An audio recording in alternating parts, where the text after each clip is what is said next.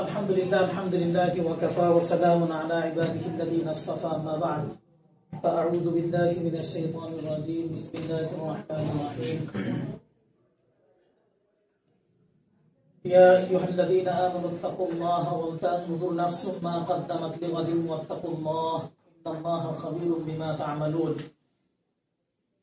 وقال النبي صلى الله عليه وسلم الدين والنصيحة আল্লাহ পাকের দরবারে লাখ কোটি শুকরিয়া। আজকে আমাদের দায়ী সম্মেলন। এই দায়ী সম্মেলনের মধ্যে আমরা যারা অনেক দূর দূরান্ত থেকে কষ্ট করে মেহনত করে মুজাহাদা করে আজকের এই প্রোগ্রামে এসেছি, আমরা আমাদের অনুষ্ঠানের কর্তৃপক্ষ যারা আছেন তাদের পক্ষ থেকে আপনাদেরকে প্রথমেই মোবারকবাদ, আন্তরিকতাপূর্ণ ভালোবাসাপূর্ণ ব্যবহার দেখিয়ে আমরা আমাদের আজকের আলোচনা শুরু করছি ইনশাআল্লাহ। আজকে আমার আলোচ্য বিষয় হলো দায়ীদের পারস্পরিক সম্পর্ক। এই বিষয়টা আমরা যেহেতু আলহামদুলিল্লাহ একটু প্রশিক্ষণ ধর্মী আলোচনা করি, সেই হিসাবে আজকের এই আলোচনাটাও একটু প্রশিক্ষণ ধর্মী স্টাইলি আলোচনাটা করতে যাচ্ছি। ওয়াজের আলোচনা যেটা হয় যে শিরোনাম খুঁজে পাওয়া যায় না, আর শিরোনাম খুঁজে না পাওয়ার কারণে অনেক সময় বিষয়গুলো ধরতে কষ্ট হয়। আমরা চেষ্টা করতেছি যে আমাদের পুরো আলোচনাটাকে যেন এই 4 শিরোনামের আওতায় নিয়ে আসতে পারি। দেখুন, প্রথম বিষয় হলো একজন দায়ী তার নিজস্ব কিছু গুণাবলী থাকতে হয়।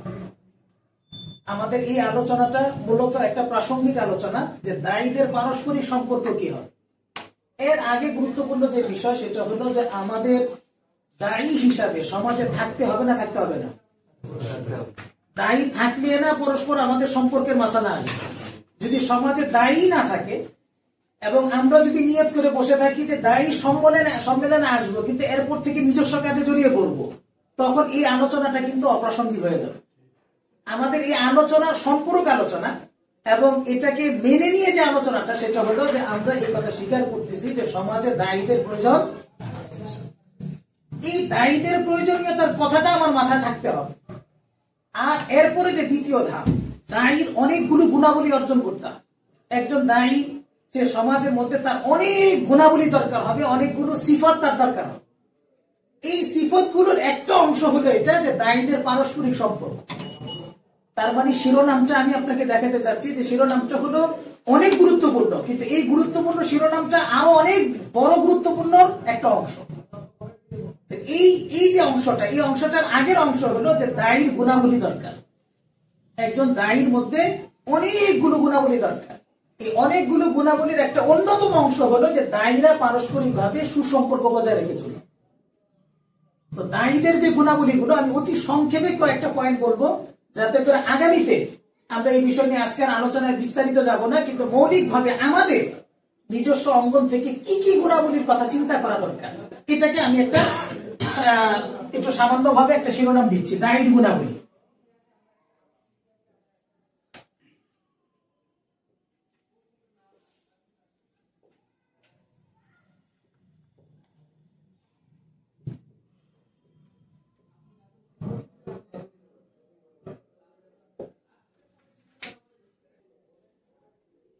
আপাতত দুইটা বিষয় আমরা এখানে উল্লেখ করতেছি যে দায়ীর 2 ধরনের গুণাবলী দরকার। একটা হলো যে দায়ীর নিজস্ব কিছু গুণাবলী থাকতে হবে, আর একটা হলো তার একাডেমিক কিছু গুণাবলী থাকতে হবে। কারণ আমরা সমাজের মধ্যে দাওয়াতের কাজ করি, এই দাওয়াতের কাজের একটা অংশ হলো যে আমি ব্যক্তি পর্যায়ে দাওয়াতের কাজ করি। এই কাজের সাথে আমার সংগঠন, আমার জামাত, আমার উপরস্থ কেউ আমাকে দিক নির্দেশনা দিতে আসে না। আমার ব্যক্তিগত জীবনের কিছু এমন অংশ থাকে যে অংশেও আমি দায়ী, আর সেই অংশ আমার নিজস্ব কিছু গুণাবলী বজায় রেখে চলতে হয়। সেই জায়গাতে সচরাচর কোন আমির, কোন জিম্মাদার, কোন সাথী বা কোন নেগরান এই ক্ষেত্রে আমাকে তদারকি করতে আসেন না, খোঁজখবর নিতে আসেন না। কিন্তু একজন দায়ীর ওই নিজস্ব গুণাবলীর অংশটাতেও তাকে পরিপুষ্ট হতে হয়, তাকে সমৃদ্ধ হতে হয়। তো দায়ীর যে নিজস্ব গুণাবলী, এই নিজস্ব গুণাবলীটা আবার কয়েকটা ভাগ। নিজস্ব গুণাবলীর একটা অংশ হলো, এই নিজস্ব গুণাবলীটাকে আমরা কয়েকটা পয়েন্টে আনলেছি।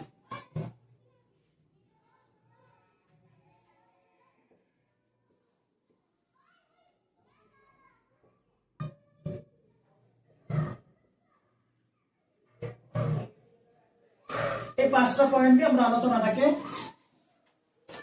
রাখতেছি।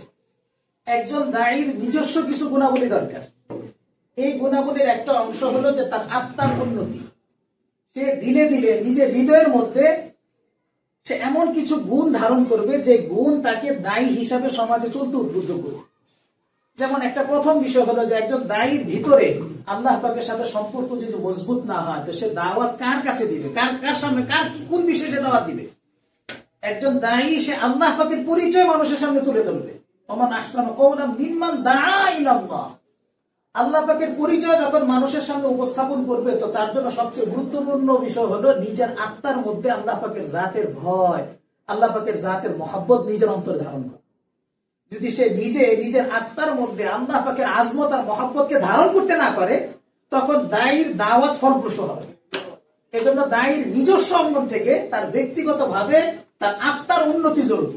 এটাকে আমাদের উলামায়ে কেরাম বুজুর্গানে দ্বীন বলেন যে রুহানি চিকিৎসা।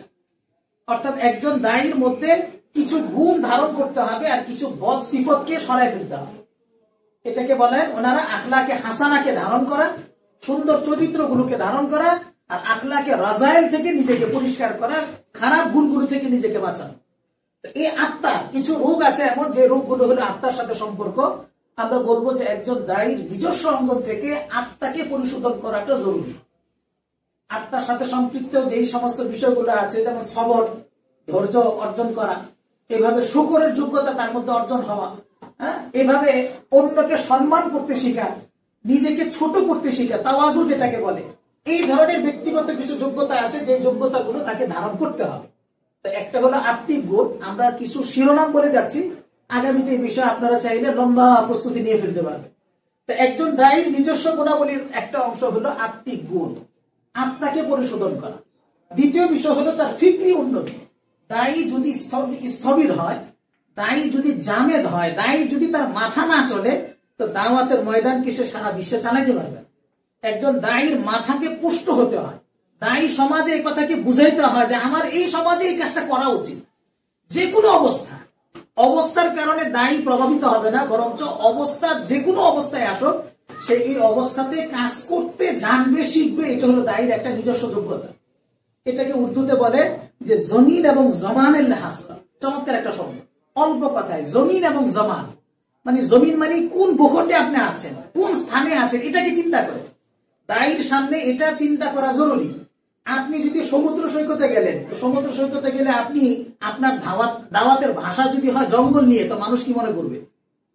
আছেন সমুদ্র সৈকতে, আপনাকে খুঁজে খুঁজে কোরআনে কারিমের ওই সমস্ত আয়াতগুলো নিয়ে আসতে হবে যে আয়াতের মধ্যে সমুদ্র সম্পর্কে, নদী সম্পর্কে, জান্নাতের যে নহর সম্পর্কে আলোচনা হয়েছে, এগুলোকে পর্যাপ্ত তাদের সামনে উপস্থাপন করা। একজন দায়ীর ফিকরি লাইনে উন্নতি জরুরি। কি বিষয়ে আমি কথা বলবো, এটা ফিকির করে তাকে বলতে হবে। এই ফিকিরের জন্য দরকার হলো যে আমি কোন জমিনে আছি, কোন জায়গায় আছি। আমেরিকার ভূখণ্ডে আমার ভাষা হবে একরকম, বাংলাদেশের ভূখণ্ডে আমার ভাষা হবে কি আরেক রকম। আমাদের বাংলাদেশের অধিকাংশ মানুষ হলো সংখ্যাগরিষ্ঠই হলো মুসলিম, আর অমুসলিম আমেরিকাতে সংখ্যাগরিষ্ঠ হলো অমুসলিম। তো সেখানে দাওয়াতের ভাষা আর আমাদের এখানে দাওয়াতের ভাষা কি হবে না, এক হবে না। জমিন মানে যে ভূখণ্ডটাতে আছেন, যে স্থানটাতে আছেন। আপনি সুন্দরবনে গেলেন, তো সুন্দরবনে গেলে সেখানে আপনার ভাষা কি হবে? গাছগাছালি নিয়ে আপনি আলোচনা করেন। কোরআনে কারিমে পর্যাপ্ত গাছগাছালি সম্পর্কে, আল্লাহ পাকের কুদরত সম্পর্কে বলা হয়েছে। সেখানে হরেক রকম গাছ পাওয়া যায়। কোন গাছ তেমন আছে, কোরআনে আছে না, কিছু গাছ আছে মাচা বিশিষ্ট, কিছু গাছ আছে মাচাবিহীন, কিছু গাছ আছে যেটার কাণ্ড হয়, কিছু গাছ আছে জমিনে বিচরণ করে, জমিনের মধ্যে ছড়িয়ে পড়ে। আমাকে সুন্দরবন কেন্দ্রিক, জঙ্গল কেন্দ্রিক যে সমস্ত আলোচনা আনতে হবে, ওটা ফিকিরে সমৃদ্ধ হয়ে আমি আলোচনাকে সাজাইতে হবে। দেখেন, দাওয়াত ও তাবলীগের মধ্যে কিছু গুরুত্বপূর্ণ আলোচনা আছে, 6 নম্বরের আলোচনা, কিন্তু এটাতে একটু দুর্বলতা হলো এই ব্যক্তিকে ব্যক্তির অবস্থা থেকে দাওয়াতটা দেওয়া হয়। ব্যক্তিকে ব্যক্তির অবস্থা থেকে দাওয়াতটা হলো শরীয়তের মূল মেজাজ। সবাইকে আপনি এক তর্জে কথা বলবেন, এটা আসলে হয় না। হ্যাঁ, এক তর্জের কথাটাই মূল, কিন্তু এই মূলকে তৈরি করে আনার জন্য আবার প্রাথমিক কি করতে হয়, কিছু আলোচনা তাকে পেশ করতে হয়। এটা ফিকরি লাইনে উন্নতি যদি না হয়, তখন অনেক সময় মানুষ এই ময়দানে কাজ করতে হিমশিম খায়। এই জন্য একজন দায়ী ফিকরি লাইনে কি লাগবে, উন্নতি লাগবে। তো আমরা বলতেছি জমিন এবং জমান। জমান মানে সিজনটা কখন, সময়টা কখন। এই এক এক সময় আমার এক এক দাওয়াতের ভাষা হবে। যেমন বাংলাদেশে পহেলা বৈশাখ চলছে, তো পহেলা বৈশাখের মধ্যে আমাদের সেখানে ওই পহেলা বৈশাখ কেন্দ্রিক আমাদের কিছু চিন্তা করতে হবে। আমরা সব সময় যদি একই চিন্তা করি যে আমি অমুসলিমদের দাওয়াত দিব, আমি যদি শুধু চিন্তা করলাম যে আমি মুসলিমদের দাওয়াত দিব, আরে ভাই আপনার সময়টা কি চলতেছে এটা খেয়াল করেন না। সময় যদি খেয়াল না করেন তা আপনি সময়ের স্রোতে পিছিয়ে যাবেন, আপনার দাওয়াতের ভাষা রসকসহীন হবে, আপনাকে সবাই নিতে পারবে না। এই জন্য আমাদের একজন দায়ীর গুণাবলীর জন্য জরুরি হলো জমানার ভাষা বোঝা। আমরা এই জন্য বলি যে আমাদের বাংলাদেশে 3টা সিজন চলে। একটা হলো আরবি সিজন, আরবি মাস হিসাবে আমরা যেহেতু মুসলিম, আরবি মাস হিসাবে কিন্তু আমরা কাজ করি। তো আমাকে খেয়াল করতে হবে মহারমে কি কি কাজগুলো হয়, কি কি কাজ পছন্দনীয় কাজ আর কি কি কাজ নিন্দনীয়। আমি আমার জুমার বয়ান কি, আমি আমার বিভিন্ন জায়গায় মাহফিলের বয়ান কি, আমি যখনই মানুষের সাথে কথা বলবো তো ওই সময়টাতে আমাকে সিজনটা খেয়াল করতে হবে। মহরমের সময় আশুরা কেন্দ্রিক আমার কিছু আলোচনা যেন থাকে, কারণ আশুরাতে মানুষ ব্যাপকভাবে কি লিপ্ত, এই জন্য আশুরা কেন্দ্রিক যেন আলোচনা থাকে। মহরম সফর কেন্দ্রিক মানুষের কিছু কুসংস্কার সমাজের মধ্যে খুব বেশি বিরাজ করছে, এই কুসংস্কারের খণ্ডনে আমি যেন কিছু কথা বলতে পারি। এভাবে রবিউল আউয়াল সম্পর্কে পক্ষেও কথা আছে, বিপক্ষেও কথা আছে। আমি যেন এমন না হয় যে রবিউল আউয়ালে শুধু পক্ষের কথা বলতেছি, বিপরীত পক্ষের কথাই আমি জানি না, এমন যেন না হয়। বরঞ্চ আমাকে সচেতনতার সাথে ওই সিজনগুলোকে খেয়াল করা। রবিউল আউয়ালে এক ধরনের আলোচনা, এভাবে আস্তে আস্তে আমাদের রমজান কেন্দ্রিক একটা আলোচনা হয়, হ্যাঁ, কোরবানি কেন্দ্রিক একটা আলোচনা হবে, ঈদ কেন্দ্রিক একটা আলোচনা হবে, মৌলিকভাবে অনেকগুলো আলোচনা হবে। এই আলোচনাটাকে আমি তথ্যবহুল করা এবং উম্মার জরুরতের সামনে পেশ করা, এটা হলো একটা সিজন, যে সিজনটাকে আমরা সামনে রাখি। দ্বিতীয় একটা বিষয় হলো আমাদের সমাজে ইংরেজি মাসের চর্চা আছে। আর ইংরেজি মাসকে কেন্দ্র করে আমাদের সমাজে অনেকগুলো ভালো কাজও হয়, আবার মন্দ কাজও হয়। কিছু কাজ যেটা দেশীয় ভাবে করা হয়, দেশীয় সংস্কৃতির অংশ হিসাবে করা হয়, আবার কিছু কাজ এমন আছে যেটা ইমানের সাথেও সাংঘর্ষিক, দেশের সাথেও সাংঘর্ষিক। যেমন 31st নাইট, এটা 31 ডিসেম্বর কেন্দ্র করে হয়। সামনে 14 ফেব্রুয়ারি ভালোবাসা দিবস নামে একটা উদযাপন হয়, এগুলো ইংরেজির সাথে সম্পর্কীয়। এই সম্পর্কীয় বিষয়গুলোকে আমরা ফিকিরের মধ্যে নিতে হবে যে আমাদের এই কাজগুলোর মধ্যে ওই সময়টাতে এমন কিছু কাজ করতে হবে। ভালোবাসা দিবসে আপনি কোরআন হাদিসের অ্যাঙ্গেল থেকে ভালোবাসার বাস্তব মিনটা আপনি পেশ করেন, যে আসলে কোরআন মানে ভালোবাসা কি জিনিস এবং প্রকৃত ভালোবাসা কাদের সাথে হওয়া লাগবে এবং কিভাবে হওয়া লাগবে। ওই সময়টাতে আপনি এই ধরনের কিছু পোস্ট যদি ফেসবুকে দিতে পারেন, দেখবেন আপনারটা মানুষ নিবে। ওই সময় আপনি সাধারণ পোস্ট আপনাকে মানবে না এবং মানুষ এটা নিবে না। আমরা বলতেছিলাম জমানা হিসাবে, সিজন হিসাবে আমাকে দাওয়াতের ভাষা কি করা, পরিবর্তন আনা, এবং এর মধ্যে এই ইংরেজি মাস কেন্দ্রিক আলোচনার পাশাপাশি বাংলা মাসও একটা গুরুত্বপূর্ণ। আমাদের বাংলাদেশে বাংলা মাস দুই কারণেই গুরুত্বপূর্ণ, যেহেতু এটা দেশীয় ভাষা আর দেশীয় ভাষার মাস, সেই হিসাবে দেশীয় মাসকে গুরুত্ব দেওয়া আমাদের, মানে গুরুত্ব দেওয়া বলতে এটা আমাদের একটা অন্যতম অংশ হিসাবেই থাকে। এটার অনেকগুলো বিষয় এমন থাকে যে বিষয়ের সাথে দেশের সাথেও কিছুটা সম্পৃক্ত থাকে। আর বিপরীতে আরেকটা বিষয় হলো আমাদের সমাজে হিন্দু সমাজ আছে এবং বৌদ্ধ সমাজ আছে। এই হিন্দু এবং বৌদ্ধদের অনেক কালচার সম্পর্ক হলো বাংলা মাসের সাথে। আপনি দেখবেন যে বুদ্ধ পূর্ণিমা কখন, এটা বাংলার সাথে সম্পর্ক। হ্যাঁ, এভাবে শ্রীকৃষ্ণের জন্মাষ্টমী বাংলা মাসের সাথে সম্পর্ক, এটা ঘুরবে বিভিন্ন তারিখে, ইংরেজি তারিখে ঘুরতে থাকে। এর কারণ হলো বাংলার সাথে সম্পর্ক। এভাবে পহেলা বৈশাখটা কবে হবে, হ্যাঁ, এই যে সিজন গুলো বাংলা মাসকে কেন্দ্র করে অনেক ধরনের পরিবর্তন হয়।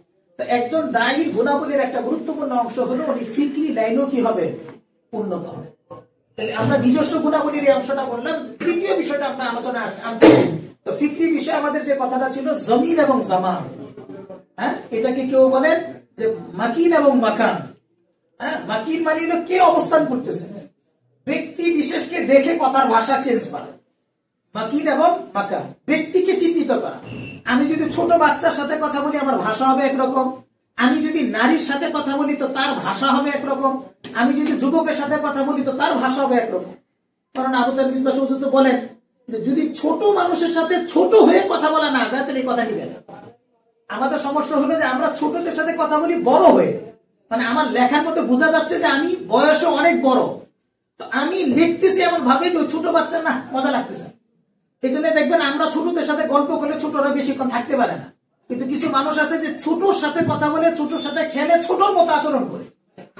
এই যে ছোটকে চিহ্নিত করে তার সাথে কথা বলা, নারীকে নারীর ভাষা। আমাকে এক মহিলা বলছে যে ওদের আপনারা কি যে শুরু করে, ওয়াজে বসলেই খেলে আমাদের নারীদেরকে পর্দা সম্পর্কে ওয়াজ। বুঝলাম না আমরা কি এতই পর্দাতে সমস্যা করি এবং আমাদের শুধু পর্দার ওয়াজই আছে আর কোনো ওয়াজ নেই। তার মানে হলো আমরা নারী জাতিটাকে একটা নির্দিষ্ট বিষয়ে সীমাবদ্ধ করে আলোচনা করি, অথচ নারী জাতি সম্পর্কে কোরআন হাদিসে পর্যাপ্ত আলোচনা ছিল। এটা দাওয়াতের ভাষাকে, দাওয়াতের বিষয়টাকে চিহ্নিতের ক্ষেত্রে আমার ময়দানটাকে ওসি করতে হবে। এই জন্য আমরা তিনটা কথা বললাম যে আমরা ব্যক্তি দেখবো, আর ব্যক্তির মধ্যে হিজরা আছে, হিজরা সম্পর্কে আপনি আলোচনা করেন, বেদে জাতিকে বেদে হিসাবে কথা বলেন। এভাবে সমাজের মুরতাদ যারা আছে, মুরতাদ ইসলাম থেকে ফিরে গেছে, তাদের সামনে আমাদের দাওয়াতের ভাষা হবে ভিন্ন রকম, কিছুটা দরদ এবং কিছুটা গরম দুইটাই থাকবে। কেন ফিরবে, কেন তুমি গেলে এখানে, কি সমস্যা ছিল এখানে ইসলামে, এবং তুমি এই ভুল বুঝতেছিল, এটা কোনো আলেমকে জিজ্ঞেস করছো?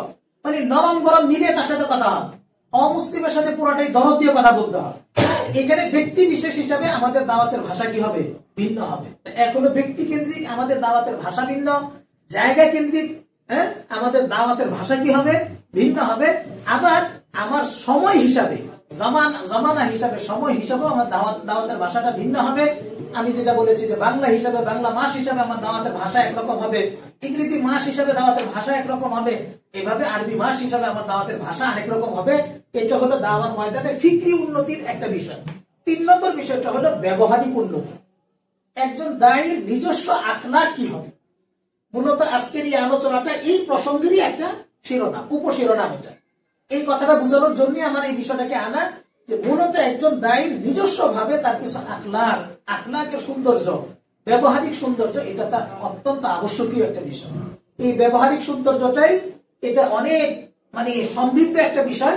তবে আমরা শুধু এতটুকুই বলতে চাই যে ব্যবহারিক সৌন্দর্যের যে ছোট ছোট অংশগুলো আছে, এই ছোট ছোট অংশগুলোকে আমরা গুরুত্ব দিই।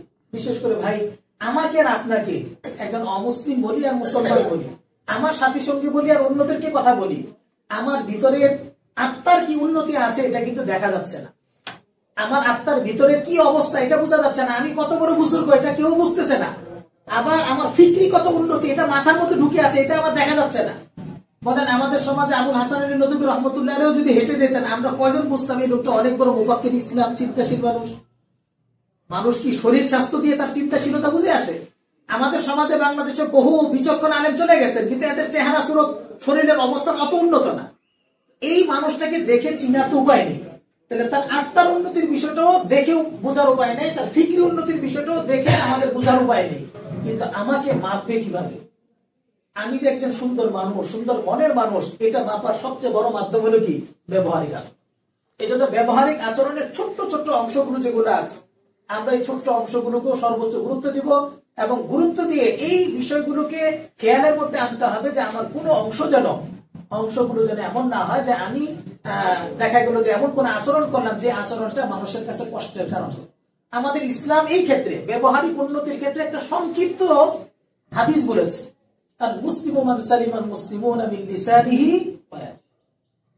একজন মুসলমান, এই মুসলমান তো সেই মুসলমান, একজন প্রকৃত মুসলমান তো তাকেই বলা হবে যেই মুসলমান নিজে তার আচরণ থেকে, তার হাত থেকে, তার মুখ থেকে, তার চালচরণ উঠা বসা থেকে অন্য মানুষ কষ্ট পাবে না। এটার নাম হলো কি? এখন আমরা একটু নিজেরা নিজেদের সাথে একটু চিন্তা ফিকির করি যে আমার আচার আচরণ ইত্যাদি বিষয়ে মানুষ কষ্ট পায়। এটা একটা সংক্ষিপ্ত শিরোনাম, কিন্তু সংক্ষিপ্ত শিরোনাম হলো এটার পরিধিটা তো অনেক বড়। আমার আখলাক, আমার ব্যবহার, বিশেষ করে আমি যখন নাকি আমার পিতামাতার সাথে আছি, তখন আমার সাথে আমার পিতামাতার আচরণটা কেমন, আমার ভাই বোনদের সাথে আমার আচরণটা কেমন, আমার আত্মীয় স্বজনের সাথে আমার আচরণ কেমন, আমার প্রতিবেশীর সাথে আমার আচরণ কেমন, এবং আমার কলিগ যারা আছে তাদের সাথে আমার আচরণ কেমন, আমার সহকর্মী যারা আছে এই সহকর্মীদের সাথে আমার আচরণ কেমন, যেটা শিরোনামের মূল অংশ। যে আমি একজন দায়ী, দাওয়াতের কাজ করি, তো দাওয়াতের কাজ করতে গিয়ে আমার আশপাশে তো অনেক মানুষ থাকবে, ওই মানুষগুলোর সাথে আমার আচার ব্যবহার লেনদেন এটা কি হবে, এটা হলো একটা বড় দেখার বিষয়। এই ব্যবহারিক এই সৌন্দর্যটা, আমার হুসনে আখলাক যেটা, এটা আমরা বলবো যে কোরআনের ভাষায় বা আমাদের ইসলামী শরীয়ত যে একটা রূপরেখা দাঁড় করায়, সেটার মধ্যে আলোচনাটা আসে মুআশারাতের শিরোনাম। ভাই আমরা একটু শুনবো যে ইসলামের মূল অংশ, ইসলাম যদি বলতে হয় যে ইসলাম কি জিনিসের নাম, ইসলাম মৌলিক 5টা জিনিসের নাম। কয়টা জিনিস? 5টা। ইসলামকে যদি আপনি সংক্ষেপে উপস্থাপন করতে হয় যে ইসলাম কি জিনিসের নাম, তো ইসলামকে বুনিয়াদী 5টা জিনিসের সারাংশ বলতে হয়। এর মধ্যে একটা হলো ইমানিয়া। 1 নম্বর কি ভাই? ইমানিয়া। মানে ইসলামের একটা গুরুত্বপূর্ণ অংশ হলো ইমান। 2 নম্বর হলো ইসলামের গুরুত্বপূর্ণ অংশ হলো ইবাদত। একজন মানুষ মুসলমান হবে, তার ঈমান ঠিক থাকবে না, হতে পারে না। 2 নম্বর, একজন মানুষ মুসলমান হবে কিন্তু তার ইবাদত ঠিক থাকবে না, এটা হতে পারে না। 3 নম্বর বিষয় হলো একজন মানুষের মুআমালাত। মুআমালাত মানে আমরা পারস্পরিক যখন কোনো লেনদেন করি, চাই মুসলমান হোক আর অমুসলমান হোক, লেনদেন, এই লেনদেনের ক্ষেত্রে আমার আচার ব্যবহারটা কি হবে। এই লেনদেনের বিষয়টা একটা গুরুত্বপূর্ণ বিষয়, যে লেনদেন কেমন হবে। আমার এই ব্যবহারিক উন্নতির মধ্যে লেনদেনটা একটা গুরুত্বপূর্ণ অংশ। যে আমি মুসলমান হিসেবে অন্য মানুষের সাথে যে আমি চলছি, এই চলার ক্ষেত্রে আমাদের লেনদেন কি, এই লেনদেনটাকে আমাদের হালকা একটু বলবো। যে লেনদেনের 2টা অংশ, একটা তো হলো যে ক্রয় বিক্রয়ের সম্পর্ক, আমি কারোর সাথে ক্রয় বিক্রয় করছি, তো ক্রয় বিক্রয় করার ক্ষেত্রে ইসলামী শরীয়তকে গুরুত্ব দাও। দ্বিতীয় বিষয় হলো যে আমি যখন লেনদেন করব, এই লেনদেনের আরেকটা অংশ হলো ঋণ নেওয়া, ঋণ গ্রহণ করা। হ্যাঁ, এই ঋণ গ্রহণ করা, তো ঋণ গ্রহণ করাটাও লেনদেনের একটা গুরুত্বপূর্ণ অংশ। আমরা যেটা আমাদের এই ব্যবহারিক আচরণের মধ্যে 2টা বিষয় কিন্তু গুরুত্ব পাবে। একটা হলো আমরা যখন ক্রয় বিক্রয় করবো, তো ক্রয় বিক্রয় গুলো যেন সিস্টেম মতো হয়। ক্রয় বিক্রয়ের মধ্যে যেন এমন না হয় যে আমরা শরীয়ত বিরোধী কোনো কাজ করে ফেললাম। আর দ্বিতীয় বিষয় হলো যে আমরা যদি কোনো ঋণের লেনদেন করি, তো এই ঋণের লেনদেনটাও যেন এমন হয় যে এটা স্বচ্ছ হয়। বিশেষ করে দায়ীদের আর্থিক অবস্থা অনেক সময় দুর্বল থাকে। আমাদের এই ব্যবহারিক এই উন্নতির ক্ষেত্রে এই বিষয়টাও খেয়াল করতে হবে যেন আমাদের কোনো লেনদেনের ঝামেলা না থাকে। অনেক সময় দাওয়াতি কাজ পিছিয়ে যায় এই লেনদেনের ঝামেলার কারণে। দেখা যাচ্ছে কারো কাছ থেকে ঋণ নিয়েছেন, এই ঋণ আর সুদ করতে পারতেছেন, উনি ধারণা করছিলেন যে আমাদের এই ঋণটা অন্য কোনো ভাবে সুদ হবে, কিন্তু এই জায়গাটাতে দেখা যাচ্ছে যে অনেক সময় সুদ হচ্ছে না। তৃতীয় আরেকটা বিষয় আছে যে হাদিয়ার লেনদেন। হাদিয়াও একটা লেনদেনের একটা অংশ। তো অনেক সময় আমরা হাদিয়া দেই নিজের উপর বোঝা মনে করি। যেমন আমি হাদিয়া দিচ্ছি, মনে করছি যে দিয়ে দেই, পরে মনে ব্যবস্থা হয়ে যাবে, কিন্তু পরে ব্যবস্থা হয়নি, আমি এখন ঋণগ্রস্ত হয়ে পড়লাম। হাদিয়াও এমন একটা লেনদেন। ইসলাম হাদিয়ার ক্ষেত্রে স্বতন্ত্র নিয়ম কানুন রক্ষা করে। হাদিয়া আপনি সাধ্য না থাকলে হাদিয়া দেওয়ার প্রয়োজন কি, আবার হাদিয়া দেওয়ার ক্ষেত্রে তার থেকেও কিছু পাওয়ার আশা করারও প্রয়োজন কি। ইসলাম হাদিয়ার ক্ষেত্রে স্বতন্ত্র কিছু নিয়ম নীতির কথা বলেছে। তো ব্যবহারিক এই আচরণটা, ব্যবহারিক উন্নতির 3টা অংশের কথা আমরা বললাম। একটা হলো মুআমালা। প্রথম কি ভাই? মুআমালা। মুআমালা যেন আমাদের সুন্দর হয়, মুআমালাতের 3টা অংশ। একটা হলো যে আমি ক্রয় বিক্রয় করব, তো নিয়ম নীতি রক্ষা করে করব। দ্বিতীয় বিষয় হলো যদি আমি কি করি, বাকিতে মানে কি বলে ঋণ হিসাবে লেনদেন করি, তো ঋণের লেনদেনটা যেন আমার ঠিক থাকে। তৃতীয় বিষয় হলো যে আমি যদি কোনো হাদিয়ার লেনদেন করি, যেটার মধ্যে এক পক্ষ থেকে দেওয়া আছে কিন্তু দ্বিতীয় পক্ষ থেকে দেওয়া থাকবে না, এটাও যেন কি হয়, নিয়ম মতো হয়। আচ্ছা, তো ব্যবহারিক উন্নতির একটা অংশ হলো মুআমালা, আর দ্বিতীয় অংশ হলো মুআশারাত। মুআশারাত মানে আমি সমাজে যখন চলতেছি, আমি সমাজে চলা অবস্থা আমার চলাটা যেন ইসলাম মতো, আমার সমাজে চলাটা যেন ইসলাম মতো হয়। এমন যেন না হয় যে আমি সমাজে চলতেছি কিন্তু ইসলাম মাফিক চলতে পারলাম না। বিশেষ করে আমি এই যে ধরেন আমরা এখানে আছি, তা আমাদের এখানে থাকা কেন্দ্রিক আমাদের পারস্পরিক একজন এক ভাইয়ের সাথে একজনের দেখা সাক্ষাৎ হবে, তো সেই ক্ষেত্রে তো আমাদের সালামের একটা আদান প্রদান হওয়া লাগবে। হ্যাঁ, সেই ক্ষেত্রে আমাদের মুসাফার একটা লেনদেন হওয়া লাগবে। দূর দূরান্ত থেকে বেশি দেরি করে আসলে মহানাকার লেনদেন হবে। হ্যাঁ, এভাবে দেখা গেল আমরা রাস্তা দিয়ে চলতেছি, তো রাস্তা দিয়ে চললে রাস্তার আদাব গুলো রক্ষা করে চলতে হবে। এভাবে করে আমাদের সমাজে চলতে গেলে আমরা এই যাবতীয় যে কার্যক্রমগুলো আছে, এই যাবতীয় কার্যক্রমের অংশ হিসেবে একটা অংশ হলো মুআশারা। তা আমরা এই কথাটা বলতেছি যে আমাদের ব্যবহারিক উন্নতির বিষয়টা আমাদেরকে খুব গুরুত্ব দিতে হবে। আজকে সবচেয়ে বড় বিষয় হলো যে আমরা অনেক সময় অন্যান্য বিষয়কে গুরুত্ব দিতে পারলেও আমাদের এই ব্যবহারিক বিষয়টাকে আমরা গুরুত্ব অনেক সময় দিতে পারি না। এটা নিজেদের কিছু দুর্বলতা, নিজেদের কিছু ব্যক্তিগত সমস্যা হোক, অথবা নিজেরা কাজের এই পরিমাণ চাপে থাকি যে অনেক সময় আছে এই বিষয়টা আমরা সুন্দর করে করতেও পারি না। কিন্তু নিজেদের অনুভূতির মধ্যে থাকা দরকার যে আমাদের ব্যবহারিক উন্নতিকেই দরকার। আর এরপরে যে বিষয়টা হলো তথ্যগত উন্নতি। একজন দায়ীর ব্যক্তিগত গুণাবলীর অংশ হলো যে দায়ী সে ইলম ভাবে, জ্ঞানগত ভাবে, তার তথ্যগত ভাবে সে সমৃদ্ধ হবে। এমন না যে সে 5 বছর আগেও আমি যে কথাই বলি 5 বছর পরেও আমার কথা উঠেই যদি থাকে, এর চেয়ে 1 ইঞ্চি যদি না বাড়ে, তাহলে আমি দায়ী হিসেবে সফল। তার কারণ ভাই কোরআন ও হাদিসে পর্যাপ্ত ইলম আছে না নাই?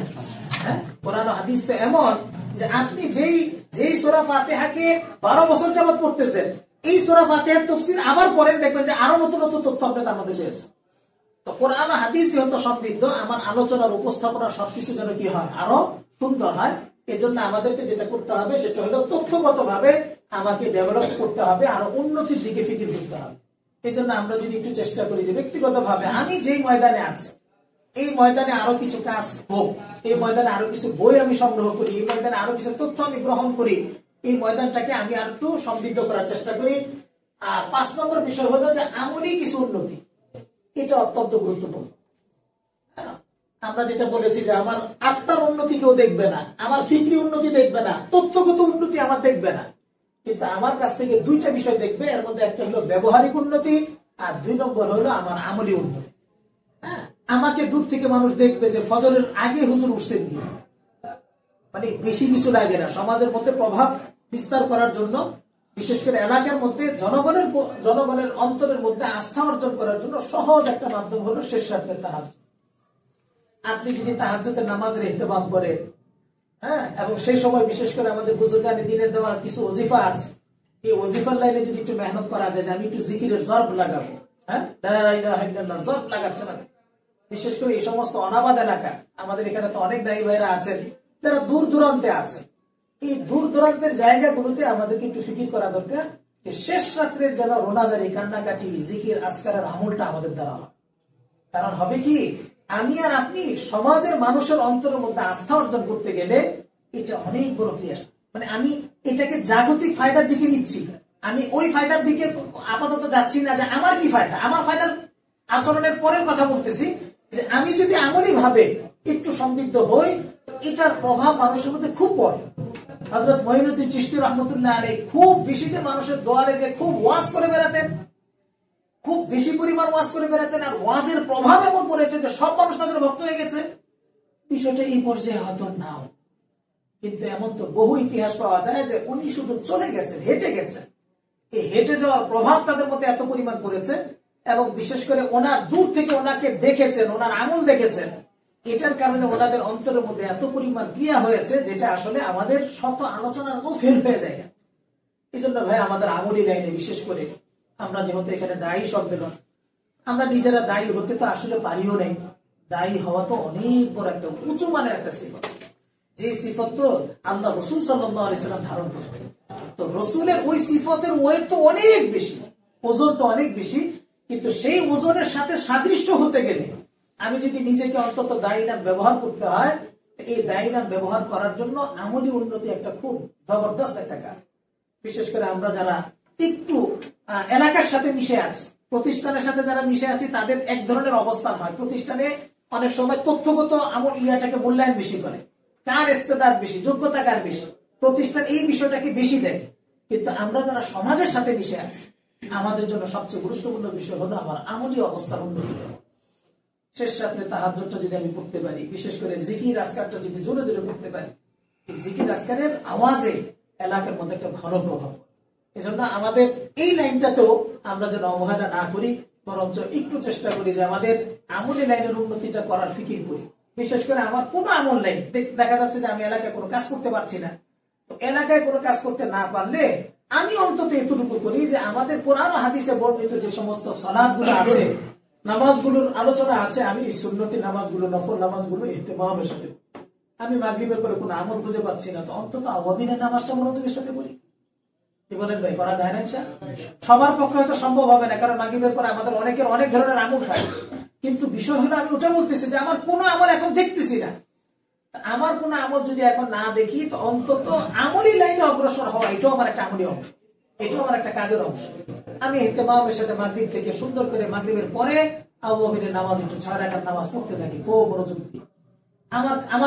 আমি দেখা গেল যে এখন রাত্রে আমার কোনো কাজ পাচ্ছি না, তা আমি একটু চেষ্টা করি যে রাত্রে আগে ঘুমিয়ে ফজরের আগে আমি উঠে গেলাম, সেখানে উঠে আমি জোরে জোরে কোরআন কারীমের তেলাওয়াত করলাম। মুফতি ইউসুফ রাহিমাহুল্লাহ ইস্তেমার মাঠে অনেকবার আমরা আলোচনাটা শুনেছি, উনি এই কথা বলতেন যে শেষ রাত্রে কোরআন পড়ার যে মজা, এটা আসলে তখন অনুভব, প্রকৃত অর্থে কোরআন পড়ার ক্ষেত্রে যে মজা, এটা শেষ রাত্রে অর্জন।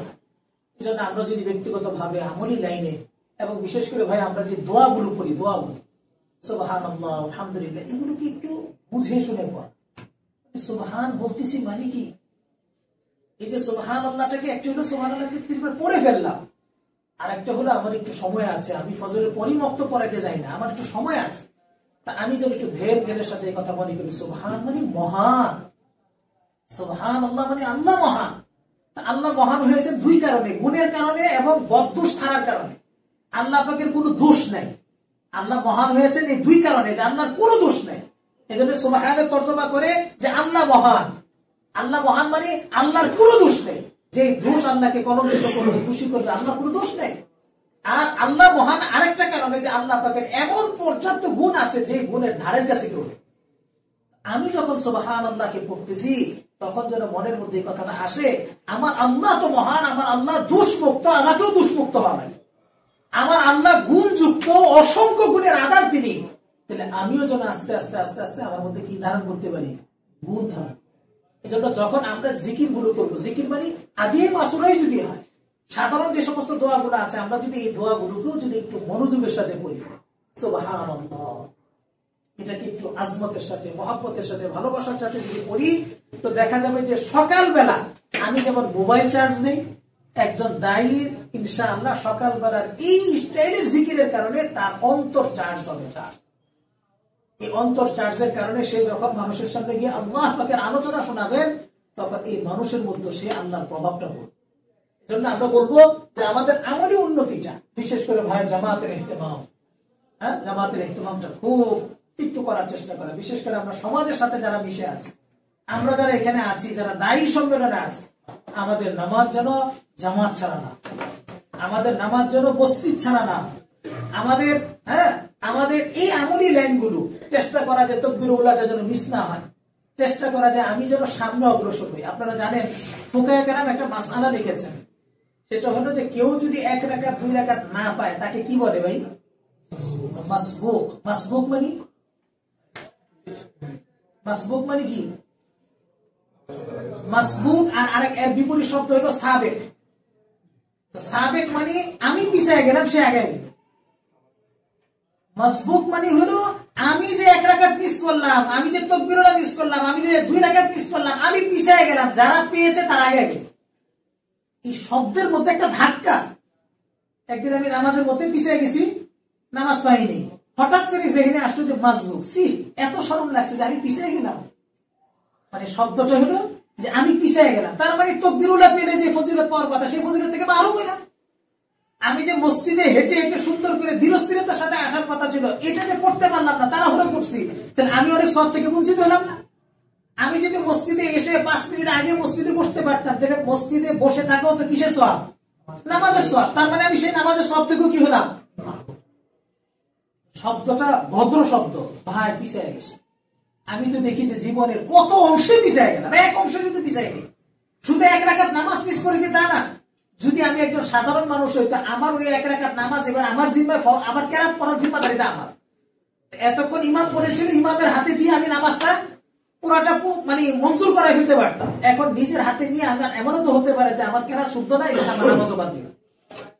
তাহলে বিষয়টা হলো আমলি লাইনে আমাদের এই অগ্রসরতা খুব জরুরি। এবং এই যে নামাজের পরে আমাদের মাসনুন আমলগুলো, এটাকে একটু গুরুত্ব দেওয়া। মানুষের সাথে আমরা যেটা বললাম মুআশারাত, আখলাক ইত্যাদি বিষয়গুলোকে আমরা কি দেওয়া, গুরুত্ব দেওয়া। এই বিষয়টা আমরা আলোচনায় আনলাম যে দায়ীর গুণাবলী।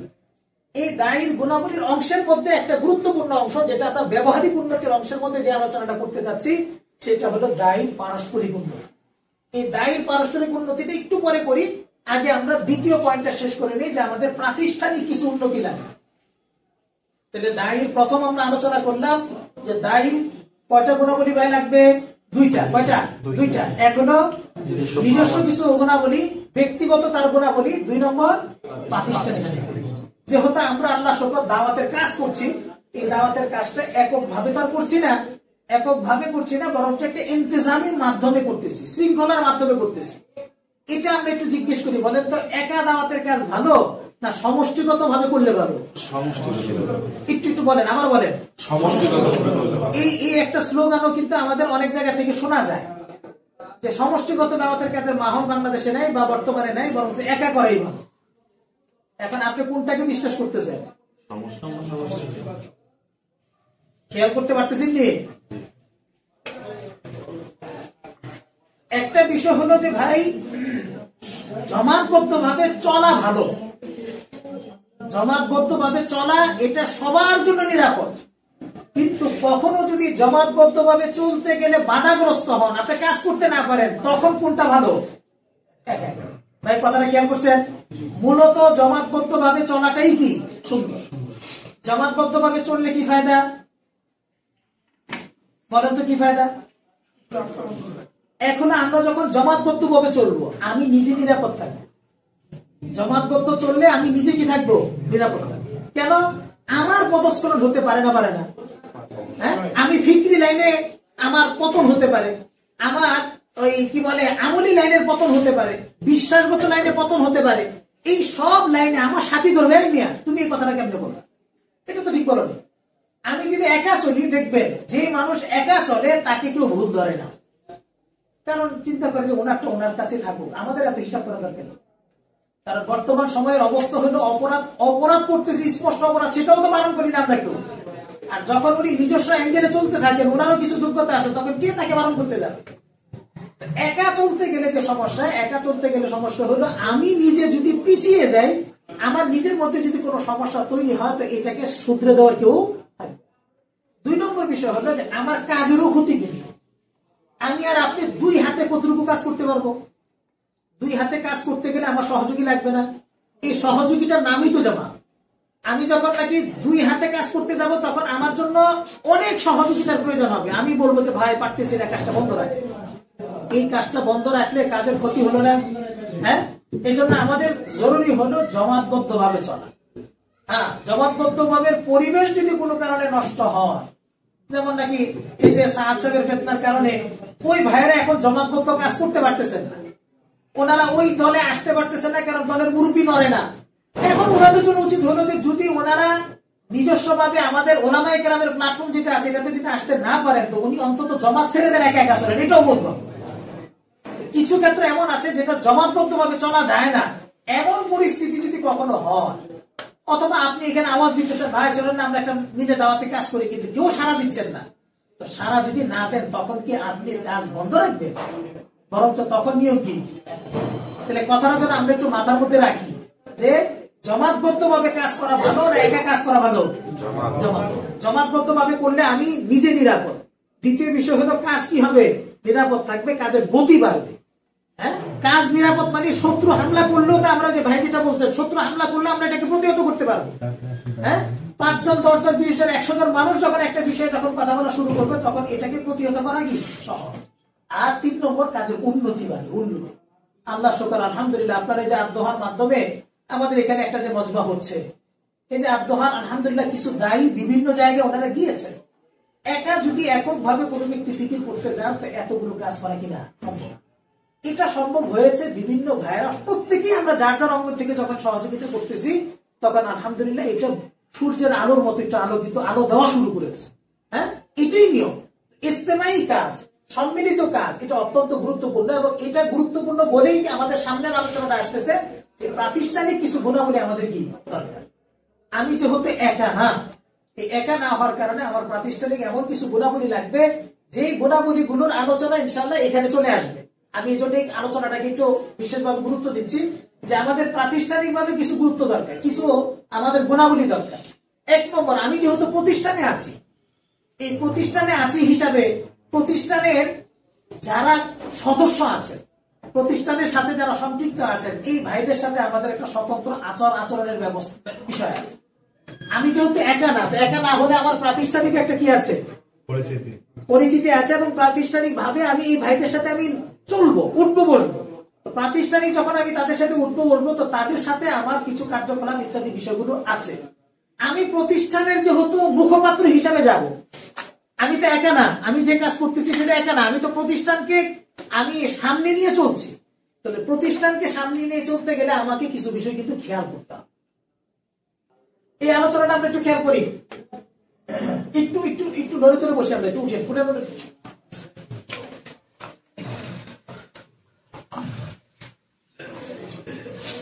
হ্যাঁ, মাশাআল্লাহ মাশাআল্লাহ, জি জাযাকুমুল্লাহ।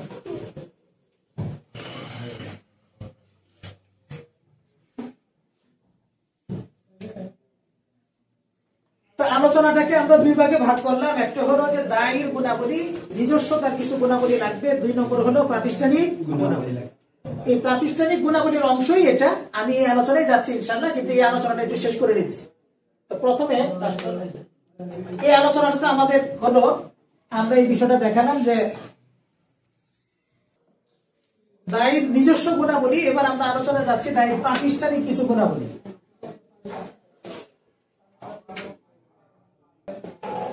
তিনটা বিষয় আমরা আলোচনা করি। একটা হলো প্রতিষ্ঠানের সাথে আমার সম্পর্ক কি হবে, খুবই গুরুত্বপূর্ণ একটা বিষয়।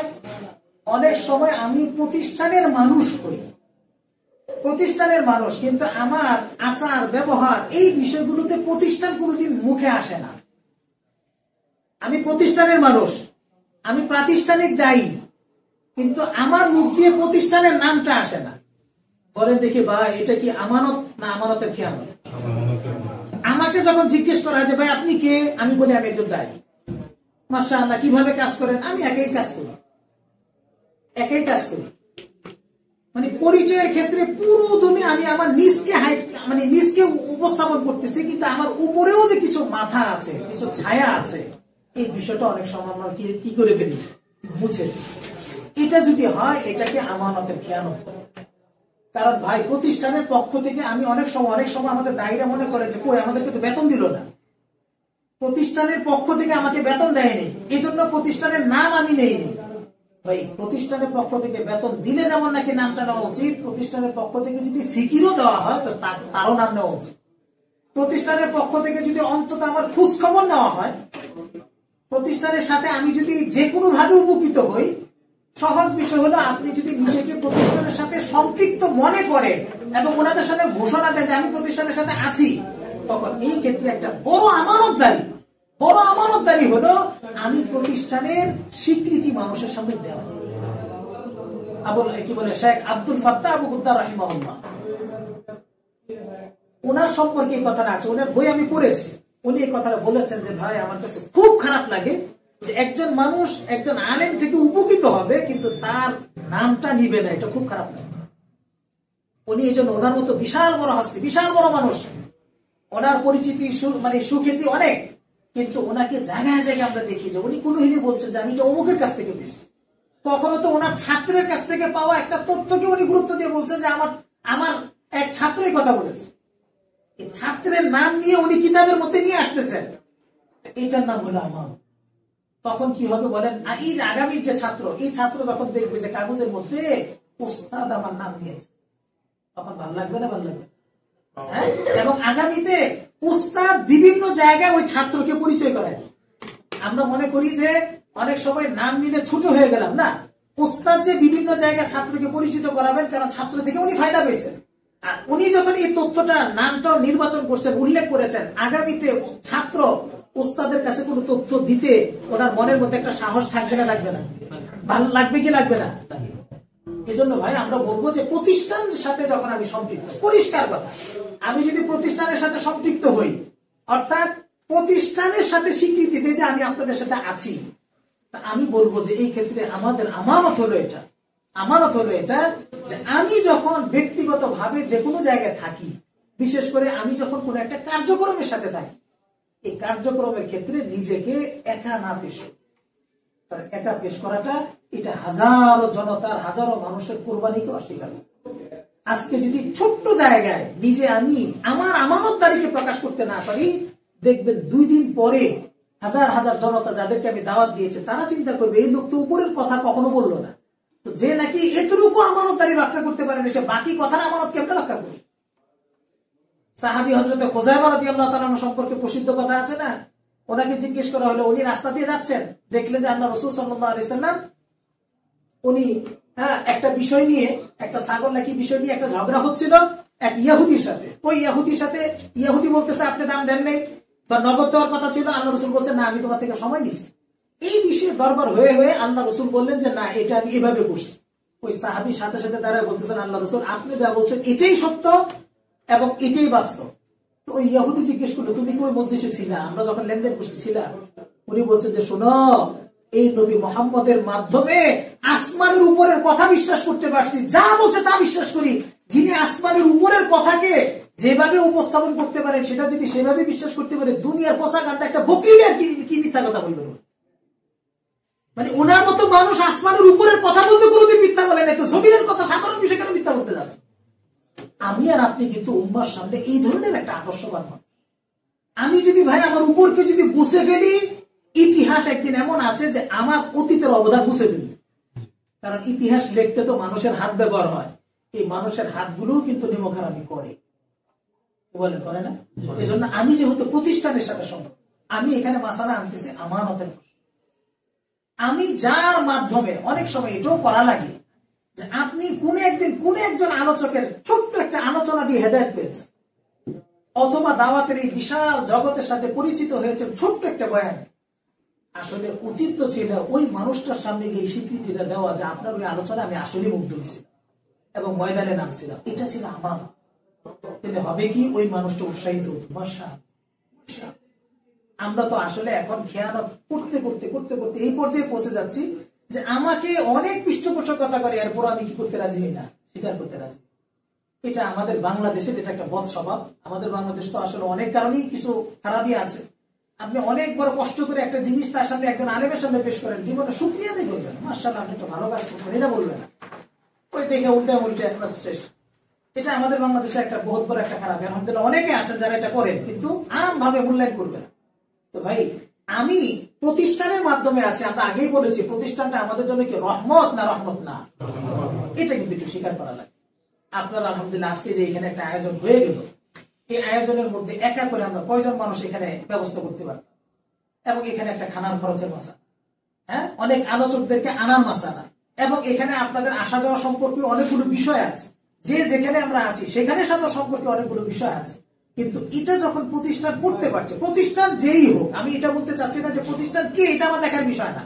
আমি যখন প্রতিষ্ঠানের অধীনে আছি তখন আমাকে প্রতিষ্ঠানের সাথে সম্পৃক্ত রেখে আমার নিজেকে পরিচয় দেওয়াটাই উচিত। হ্যাঁ, এটা আমার আমানতের। এই জন্য আমরা অনুরোধ করবো যে যখনই আমি আমার এলাকায় চলে যাব, এলাকায় চলে গেলে ভাই আপনার হাতে পায়ে ধরে বলতেছে আপনি প্রতিষ্ঠানকে পরিচিত করেন। কারণ প্রতিষ্ঠান আপনার পিছনে শ্রম দিচ্ছে, আপনার ক্ষেত্র তৈরি করে দিচ্ছে, অনেক সমস্যা মাহল উর্বর করে দিচ্ছে। এটা কিন্তু একেবারে আমি একা পেতাম না। এজন্য আমরা বলবো যে প্রাতিষ্ঠানিক ভাবে একজন দায়ী অনেক বড় আমানতদারি এটা হবে, উনি প্রতিষ্ঠানকে এটাকে হাইলাইট করা। হ্যাঁ, প্রতিষ্ঠান যদি কখনো কোনো বিচ্যুতি হয় তখন আমাদের দায়িত্ব হবে সাহেবের মতো আমরা বলে দেবো যে এই জামাতে নাই। কিন্তু যতদিন পর্যন্ত হকের উপর থাকবে ততদিন পর্যন্ত আমাদের জিম্মাদারি হলো বলা যে আমি এটার সাথে আছি। এটা দুই দিকের ফায়দা। একটা ফায়দা হলো যে আমি কি একা না, আমার উপরে কেউ আছে। এখন দেখা গেল যে আমি দুর্বল, ধরেন আমি এলাকার মধ্যে দাওয়াতে ময়দানে কাজ করতেছি, আমার এলেম কালাম কিচ্ছু নেই। এখন আমি দুর্বল হওয়ার কারণে এলাকার মধ্যে হয়তো আমাকে কেউ কদরই করবে, এই লোকের দাম দিয়ে কিনা, এই লোকের তেলেমি নেই, এই লোক আমাদের ছাত্রদের সাথে কিছু বলতে পারে না, তো একে এত মূল্যায়ন করে কিনা। কিন্তু যখন জানবে যে এই লোকের এলেম না থাকতে পারে, কিন্তু এই লোকের সাথে যারা আছেন তারা কি এলেম হয়, তখন আমার আর আপনার কদর বাড়বে না? অবশ্যই। এই জন্য প্রতিষ্ঠানের সাথে সম্পৃক্ত হওয়ার কারণে আমার নিজেরও একটা ফায়দা হয়, কিন্তু যে আমি গ্রহণযোগ্যতার কাতারে চলে আসি এবং আমি অনেক ক্ষেত্রে উপরে থেকে একটা জনসমর্থন, একটা সাপোর্ট, সমর্থন ইত্যাদি আমি পেয়ে যাই। যেহেতু আমি পাই, যতদিন পর্যন্ত প্রতিষ্ঠান হকের উপর থাকবে, আমার আমানতদারি হলো আমি প্রতিষ্ঠানের এই আমানতকে রক্ষা করে বলবো যে আল্লাহ শুকর আমাদের এই কাজটা আমাদের সারা দেশেই চলে। আর দোহার অধীনে আমরা যদি থেকে থাকি, আর দোহার অধীনে তো আলহামদুলিল্লাহ অনেক জায়গায় আরো কাজ হচ্ছে, তাহলে হবে কি এই মানুষগুলো আপনার এক স্লোগানের কারণে, আপনার একটা কথার কারণে বিভিন্ন জায়গায় হয়তো আরো সে কাজের জন্য সে অগ্রসর হবে, আপনার কাছেই প্রস্তাব নিয়ে আসবে। ভাই প্রতিষ্ঠানের সম্পর্কের এটা একটা আমানতদারি আপনার কাছে। কখনো আপনার কাজ দেখে যদি কেউ জমি নিয়ে আসে, উচিত হবে এই জমিটা নিজের নামে রেজিস্ট্রেশন না করা। আমরা কিন্তু এই জায়গাগুলোতে অনেকে কি হয়ে যায়, আইনা দিল আপনার কাছে যে নেন, আপনার কাছে আমি একটা জায়গা দিলাম, আপনারা তো মাশাআল্লাহ অনেক বড় কাজ করেন, এই জায়গাটা আপনার একটু কাজে লাগান। আমি তখন আগেই চিন্তা করবো না যে আমি আগে দেখি কি করতে পারি, না, এটা প্রতিষ্ঠানের সাথে খেয়ানত। বরঞ্চ এই ক্ষেত্রে উচিত হবে প্রতিষ্ঠানকে ইত্তেলা দাও যে একটা আলহামদুলিল্লাহ জায়গার ব্যবস্থা হচ্ছে, আমরা কি এই জায়গাটা কোনো ফিকির করতে পারবো না। যদি বলে যে না আমাদের এখন সাধ্য নেই, অথবা না এটা নিয়ে ফিকির করবো, তখন আমি দ্বিতীয় পর্যায়ে নিজে নিয়ে ফিকির করতে পারি। কিন্তু যতদিন পর্যন্ত প্রতিষ্ঠানে আছি, এটা প্রতিষ্ঠানের কি আমার, হ্যাঁ, এবং অথবা প্রয়োজনে তাকে স্পষ্ট করা হয় আপনি প্রতিষ্ঠানকে দিবেন না ব্যক্তিকে দিবেন, কোনটা আগে বলে। কখনো প্রতিষ্ঠানের বিষয়টাকে নিজের সাথে নিতে না আসা, এটা আমার জন্য কি আমানতের খেয়ানত। এই জন্য আমরা গুরুত্বের সাথে বলবো যে প্রতিষ্ঠানের সাথে সম্পর্ক প্রথম বিষয় হলো নিজেকে ঘোষণা দেওয়া যে আমি ওনাদের অধীনে আছি। অধীন বলতে মানে অধীন শব্দ এখানে গুরুত্বপূর্ণ না, ওনাদের সাথে আমি আছি। তো ওনাদের সাথে আছি মানে হলো আমার কাজের পরিধি শুধু এক জায়গায় না, আরো অনেক জায়গায়, এবং আমি ইনশাআল্লাহ কাজের ক্ষেত্রে বড়দেরকেও পেয়ে যাচ্ছি, অন্যদেরকে আমি পেয়ে যাচ্ছি। এটাও আমাদেরকে বলতে থাকা। আর যখনই কোনো বিষয় আমাদের কাছে আসবে, এটা আমরা কি করা, প্রতিষ্ঠানের সাথেই প্রতিষ্ঠানকে এটা দিতে চেষ্টা করা। 2 নম্বর বিষয় হলো প্রতিষ্ঠানের কিছু কর্মী আছে, প্রতিষ্ঠানের কিছু সহযোগী আছে, প্রতিষ্ঠানের কিছু সমর্থক আছে। এই প্রতিষ্ঠানের সহযোগী সমর্থকদের সাথে আমার আচরণটা কি হবে, এটা একটা স্বতন্ত্র বিষয়। যেহেতু এটা একটা প্রাতিষ্ঠানিক আলোচনা, প্রতিষ্ঠানের নিজস্ব কিছু স্টাফ আছে, নিজস্ব কিছু কমিটি আছে, নিজস্ব কিছু সদস্য আছে, নিজস্ব কিছু সাপোর্টার আছে। এই মানুষগুলোর সাথে অন্তত যতদিন প্রতিষ্ঠানে আমি আছি, অতদিন আমার আচার ব্যবহারের মধ্যে কোনো ধরনের খারাপ আচরণ হওয়া যাবে। এটা প্রতিষ্ঠান কি বলেন, কর্মীদের সাথে আমার একটা আচরণ, মানে যতদিন আমি এই প্রতিষ্ঠানের সাথে আছি, ততদিন আমাকে এটা খেয়াল করতে হবে যেন আমার আচার ব্যবহারে প্রতিষ্ঠানের মানে সাথে সম্পৃক্ত যারা আছে তারা যেন কষ্ট না পায়। তখন প্রতিষ্ঠান কি হবে, ক্ষতিগ্রস্ত। এই জন্য ভাই আমাদের এই দ্বিতীয় পর্যায়ে যে বিষয়টা, যে কর্মীদের সাথে আমাদের সম্পর্ক, হ্যাঁ, আমরা ওই একটু ব্যাখ্যা একটু পরের আলোচনাটাতে যাব, কিন্তু আমরা এটা মৌলিকভাবে বলতে চাচ্ছি যে যেই প্রতিষ্ঠানের অধীনে আছি, এই প্রতিষ্ঠানের সাথে আমার কর্মীদের সাথে যেন সুন্দর ব্যবহারটা থাকে। আমি তাদের সাথে যাচ্ছেতা ব্যবহার করতে পারি না, যেহেতু আমিও একটা কি প্রতিষ্ঠানের সাথে। আমার কোনো বিষয় যদি মনের মধ্যে একটা প্রস্তাবনা থাকে, মনের মধ্যে অভিযোগ থাকে, মনের মধ্যে যদি কোনো ধরনের কথা থাকে, যেহেতু একটা প্রতিষ্ঠানের প্রধান আছেন, প্রতিষ্ঠানের একটা সেটআপ আছে, আমি সেখানে প্রয়োজনে লিখিত প্রস্তাব দিই, প্রয়োজনে সেখানে আমি লিখিত অভিযোগ ত্যাগ করি, না হয় ফোনে কথা বলি, না হয় সরাসরি এসে কথা বলি। এই অধিকারগুলো তো আমার আছে। কিন্তু কথা হলো এই প্রতিষ্ঠানের কর্মীদের আমরা বদনাম না করি। বদনামের ইস্যু যদি হয় তাহলে সেটা উপরকে জানাই। বদনামের বিষয়গুলো আমরা উপরে যদি না জানাই তাহলে কি হবে, এই মানুষটারও যদি বদনাম আমি যদি মাঠ পর্যায়ে করতে থাকি কোনো এক সাথী, তো এই মাঠ পর্যায়ে এই সাথীর বদনাম হওয়ার কারণে কি হবে, মানুষের অনাস্থা তৈরি হবে। অথচ এটা এমন একটা বিষয় ছিল যে আমরা যদি চাইতাম এটা উপর পর্যায়ে যদি পৌঁছাই দিতাম, হয়তো সেখান থেকে একটা অ্যাকশন এসে সেই মানুষটা ভালো হয়ে যেত। অথবা এমন হতে পারতো যে সে মানুষটা ভালো হয় নাই, তো ওনাকে বিদায় করে দেওয়া হলো। এর দ্বারা প্রতিষ্ঠান নিরাপদ থাকে। এজন্য আমরা বলবো যে প্রতিষ্ঠানের কর্মীদের সাথে আমাদের আচার ব্যবহার ক্ষেত্রে এই বিষয়গুলো আমরা খেয়াল করব, যে আমাদের কিছু বলার থাকে তো উপরে বলি, হ্যাঁ। আর কেউ যদি আমার নামে কিছু বলে, আমার নামে কেউ কিছু যদি বলে আর ওনারা যদি কান পড়া শুনেন, তা আমিও ধরবো। কেন আপনারা তো আমাকে সরাসরি ধরতে পারতেন, কেন জিজ্ঞেস করলেন না? আপনারা কান পড়া শুনলেন কেন? আপনারা সরাসরি মোবাইলের জন্য একটা ফোন দিয়ে জিজ্ঞেস করছেন আমি কোথায় আছি, কি অবস্থায় আছি। মানে দেখা গেল কর্মীদেরই আপোষে যে নিজেদের একটা সম্পর্ক, এই সম্পর্কের জায়গাটা আমরা উন্নতি করতে হবে। 3 নম্বর বিষয় হলো কাজের সাথে আমাদের সম্পর্ক। আমি প্রতিষ্ঠানে যতদিন কাজের সাথে থাকবো, আমি এমন কোনো কাজ করবো না যার দ্বারা প্রতিষ্ঠান ক্ষতিগ্রস্ত হয়। যেমন কথার কথা, বিশেষ করে আমরা এই কথাটা বলি যে আমি একজন দায়ী হিসাবে মাঠে ময়দানে থাকা অবস্থায় ঋণের লেনদেনে যাব না। আমাদের কিছু দায়ী সম্পর্কে অভিজ্ঞতা আছে, এই দায়ীরা পাঠাইলাম দায়ী হিসাবে, এই লোককে ব্যক্তিগত পর্যায়ে ঋণ করা শুরু করেছে। এখন ঋণ তেমন কিছু মানুষের স্বভাব আছে, ঋণ যখন করে তো 10 জায়গায় ঋণ করে, মানে এক জায়গায় একটা মুষ্টি এরকম না। ওই কারো কাছে ভাই 2000 টাকা দিয়ে দেবো, বেতন পাইলে দিয়ে দেবো। এই লোক তার জানে না যে এই লোক আরো 10 জায়গায় ঋণ করে রাখছে, বেতনের আগেই তো টাকা সব শেষ। আর যাদের এই ঋণের অভ্যাস, এরা দেখা যায় বড় বড় একটা মানে ঋণে জড়ায় পড়ে। আমি সেখানে দেখলাম যে ঋণ করতে করতে এই লোক এমন হলে এলাকার মানুষ এখন দাওয়াতের কাজকে অপছন্দ করা শুরু করে। কেন, কি হলো, তো না এই দায়ী কি পাঠান দায়ী তো এই ঋণের লেনদেনে সে জড়ায় পড়ে। কখনো নাউজুবিল্লাহ এমন হয় যে দায়ী প্রেমের সম্পর্কে জড়ায় গেছে, এটা তারা কাজ কি হয়ে গেল, ক্ষতিগ্রস্ত হয়ে গেল। কখনো এমন হলো যে তার আচরণগত কোনো সমস্যা হয়ে গেল, তারা কাজ ক্ষতিগ্রস্ত হয়ে গেল।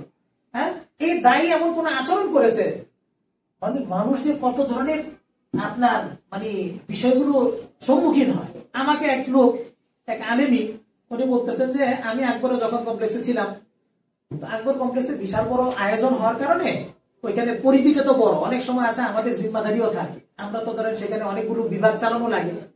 এর মধ্যে উনি আসতেন মেহমান হিসাবে। তো মেহমান হিসাবে আসার পরে আমাকে সম্ভবত নাজমিন হুজুর ফোন দিয়ে বলছেন যে আমার এক মেহমান আছে, একটু খানার ব্যবস্থা করে দেন। তো হুজুর সাধারণত ভিআইপি মেহমান হলে বলেন যে একটু বাইরে থেকে নাস্তা তরকারিও নিয়ে আসেন। আর হুজুরের মেহমানের কোয়ালিটি কোনটা এটা তো আমার সবসময় জানা থাকে না। আর আমি এখানে খরচ করার আগেও তো আমাকে অনেক বিষয় চিন্তা করে নিতে হয়। সবচেয়ে বড় বিষয় হলো আমি আমার রুম ছেড়ে যদি মেহমানদারিতে সময় দিই, তো এটা আমারও তো জিম্মাদারির খরচ হচ্ছে। অনেক কিছু কারণে আমি হয়তো সম্ভবত বোর্ডিং থেকে খানা এনে ওনাকে খাওয়াইছি, সাথে আরেকজন মেহমান ছিলেন। এই লোক মাইন্ড করছে যে আকবরের মতো উস্তাদ, উনি আমাকে বাহির থেকে তরকারি এনে খাওয়াইলো না কেন। এই জন্য উনি নিয়ত করছেন, আসতে নিয়ত করছিলেন যে রাত্রে থাকবেন, উনি থাকেন, চলে গেছেন।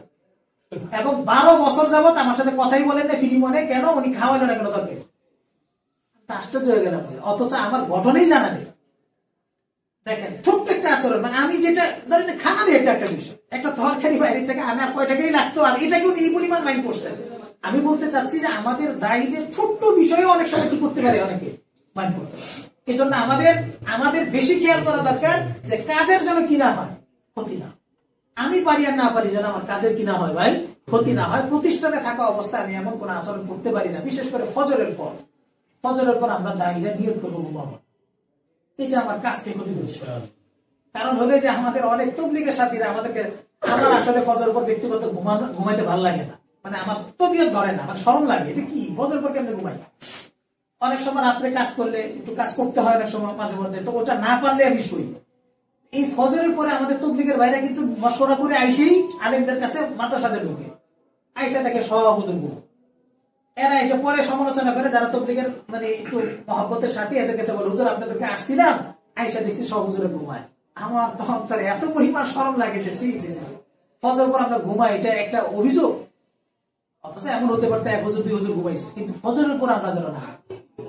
আমাদের তো একবার এক মসজিদে আমরা মূলত জামাত নিয়ে গেছি, রাত্রেবেলা আমাদের আসতে দেরি হয়েছে, আসার পরে ফজরের পরে সাথীরা বয়ান হয়েছে, বয়ানের পর হালকা একটু 10 মিনিট রাউন্ডে এসে উপরে শুয়েছে। তবলিগের সাথীরা মশলা শেষ করে গিয়ে উপরে আমরা ঘুমিয়ে গেছি। এটা কোন তবলিগের জমা দিল, কোন জমা দিল, এটা ফজর পরে ঘুমা। এই জন্য আমরা একটু বিশেষভাবে খেয়াল করবো যে কাজ যেন ক্ষতিগ্রস্ত না হয়। এই জন্য ফজরের পরটা আমরা অন্তত আধা ঘন্টা সজাগ থাকি। হ্যাঁ, আমাদের ফোনগুলো তো চেষ্টা করা উচিত ছিল যে ফোনগুলো সাইলেন্ট হবে না। দায়ীদের ফোন তো অনেক গুরুত্বপূর্ণ। কোনো মানুষ একেবারেই মজবুর হয়ে হয়তো ফোন দিতে পারে, এমনও হতে পারে যে অনেক মানুষ একবার ফোন দিয়ে বলে হুজুর ফোন তো দিলাম পাইলাম না, মানে এমন একটা অভিযোগ যেটা ফোন দিয়ে ধরতেই হবে আমাদের। কিন্তু কথা হলো কাজের স্বার্থে এটা মেনে নিতে হবে। আমি তো একটা লম্বা সময় পর্যন্ত আমি মোবাইল সাইলেন্ট করতাম না, কিন্তু এখন ওই যে কিছু কাজ টাজ করার পরে একটু শোয়ার পরে এই 10 মিনিট শুনলে না শুইতে একটা ফোন, এবং ফোন যেদিন ফোন আসে এদিন 4টা 5টা ফোন একলগে আসে, মানে 15 মিনিটের নিয়তে ঘুমাইলে ওদিন 15টা ফোন আসে। এখন এই বাধ্য হয়ে সাইলেন্ট করতে হয়। কিন্তু ভাই আমাদের সবার অবস্থান তো সমান না। আমরা চেষ্টা করবো। আমি এক সাথীকে বলছিলাম, সে আমি জিজ্ঞেস করলাম যে আপনি দাওয়াতের ময়দানে আসলেন কেন? হুজুর আপনার এক কথা আমাকে দাওয়াতের ময়দানে আনাইছে। কি কথা? আপনাকে আমি একদিন জিজ্ঞেস করছিলাম যে হুজুর যদি আমি আপনাকে ফোন দিই কখন দিব? আপনি বলছিলেন আপনার সময় আপনি ফোন দিবেন, আমি আপনাকে ফোন যখন দিবেন তখন ধরবো। তার 12টা না 1টা ফোন ধরবো আমি, এটা আমি বলছিলাম। তো তার কাছে এটা ভালো লাগছে। এই জন্য ভাই আমরা একটু নিয়োগ করবো, বিশেষ করে আমরা মার্কাজে যারা আছে। মার্কাজ মানে কেন্দ্রীয় মার্কাজ জরুরি না, প্রত্যেকে যার যার অবস্থান থেকে একটা মার্কাজে আছে। আপনার এই ফোনটা হতে পারে কোনো অসহায় বোন 12টার সময় ফোন দিয়েছে, তার ইমার্জেন্সি জরুরি। অনেক সময় দেখবেন যে মুফতিকেও ফোন দেয় না, কারণ চিন্তা করে মুফতিকে ফোন দিয়ে মুফতিকে ফোন ধরবে। আচ্ছা কে আছে পরিচিত? আমরা যেমন অনেক সময় বিপদে মুসিবতে পড়লে এলাকার দারোয়ানে ফোন দেই, অনেক সময় করি না ভাই? যে এই বিপদটার মধ্যে কি আছে, আচ্ছা দারোয়ান মানুষ তার কাছে একটু ফোন দিই। আমাদেরকেও কিন্তু বহুত মানুষ করছে যে আমরা উম্মতের জন্য না উপকারী, এই জন্য অনেক সময় তারা আমাদেরকে ফোন দিতে পারে, আমরা বিরক্তটা না। এই বিরক্ত হওয়ার কারণে হতে পারে কাজ বাধাগ্রস্ত হবে। এই জন্য 3টা বিষয় আমরা বললাম যে কাজের ক্ষেত্রে আমি এমন কোন আচরণ না করি যে আচরণের কারণে কাজ কি হয়, বাধাগ্রস্ত। আমার তো দিলের জজবা হলো যে কোন মার্কাজ হিসেবে সারা দিন রাতের কোন একটা অংশ বন্ধ থাকবে, এটা হলো আসলে উচিত ছিল। আমরা মার্কাজ তো 10টার পরে তালা মেরে দিয়ে বসে থাকি, যেমন নাকি মসজিদ তালা মারাটা মসজিদের অসৌন্দর্য। মসজিদ তো ইবাদতের জায়গায়, রাত্রে 12টা হোক 1টা হোক 2টা হোক যে কোনো সময় এখানে মানুষ ঢুকবে। মুসাফিররা কই যাবে? এখন মসজিদে ঢুকার সুযোগ পাচ্ছে না, মুসাফির যাবে কই? হ্যাঁ, এখন মুসাফির মসজিদে ঢুকতে পারতেছে না, মসজিদ বন্ধ। আমাদের মার্কাজ গুলো তো আসলে এমন হওয়া উচিত ছিল যে এইখানে হতে পারে কোন একজন অমুসলিম তার দিলের একটা হঠাৎ দিলের মধ্যে একটা আগ্রহ জাগছে, সে চিন্তা করতে পারে কোথায় যাবো কোথায় যাবো। এই মুহূর্তে তার কোন আত্মীয় স্বজন সজাগ না, সে হয়তো আমার কাছে চলে আসতে পারত, কিন্তু আমাদের সবকিছু তো বন্ধ। এই জন্য ভাই উচিত তো হলো মার্কাজটাকে কি রাখা, আবাদ রাখা। আমাদের দুর্বলতা না হয় সেটআপটা এমনই হওয়া দরকার ছিল যে আপনার রাত্রে 8টা থেকে ফজর পর্যন্ত একজন মুস্তাকিল দায়ী থাকবে, তিনি তার ডিউটি হলো রাত্রে মার্কাজকে পাহারা দাও। পাহারা মানে উনি থাকবেন, ওনার অফিসে থাকবেন, কিন্তু এই জায়গাতে উনি রেডি থাকবেন যে কোনো মানুষ আমাকে ইত্তেলা দেখ বা অফিসিয়াল ফোনে ফোন দিবে, মেসেজ দিবে, আমি ফোন ধরবো। আমরা যদি এই ধরনের অন্তত 5টা মার্কাজ করতে পারতাম, বলেন আমাদের কাজের গতি বাড়তো না বাড়তো না? বিশেষ করে রাত্রেবেলা এখন প্রচুর পরিমাণ মানুষ মেইল করে, প্রচুর মানুষ মেল করে। এই মেলের জবাব প্রচুর আপনারা মেলই দেখেন না, কিসের মেল পাঠাবো? মেসেজ আপনারা দেখেন না। মানুষ কিন্তু মেসেজ অনেক গুরুত্ব দিয়ে পাঠাচ্ছিল, কিন্তু আমরা খেয়াল করলাম। এই জন্য ভাই আমরা বলবো যে কাজের ক্ষেত্রে আমরা আমাদেরকে একটু ডেভেলপ করি। কাজের ক্ষেত্রে যদি আমি ইনশাল্লাহ তৈরি হয়ে আগামীতে আমার একটা ব্যক্তিত্ব তৈরি হবে, এমন না যে শুধু কাজ বাড়বে আমার ব্যক্তিত্ব তৈরি হবে, ইনশাআল্লাহ আপনি এক সংগঠন থেকে বের হবেন, 1000 সংগঠন আপনাকে নেওয়ার জন্য তৈরি হবে। আমরা বলবো যে আপনার নিজের জন্য হলেও আপনি কাজ শিখেন। আমরা বলবো যে এই প্রাতিষ্ঠানিক ভাবে সম্পর্ককে মজবুত করা, কর্মীদের সাথে সম্পর্ককে মজবুত করা এবং কাজের সাথে কাজের বিষয়টাকে নিয়ে আমি সামনে অগ্রসর হওয়ার নিয়ত করব। এখন আমি আমার মূল আলোচনায় যাচ্ছি। এই আলোচনা মৌলিক আলোচনা হয়ে গেছে। এবার আমি এই আলোচনাটাকে যেটা করতে চাচ্ছিলাম এটা আপনাকে সামনে একটু এখন পেশ করতেছি। নামাজ কয়টা ভাই?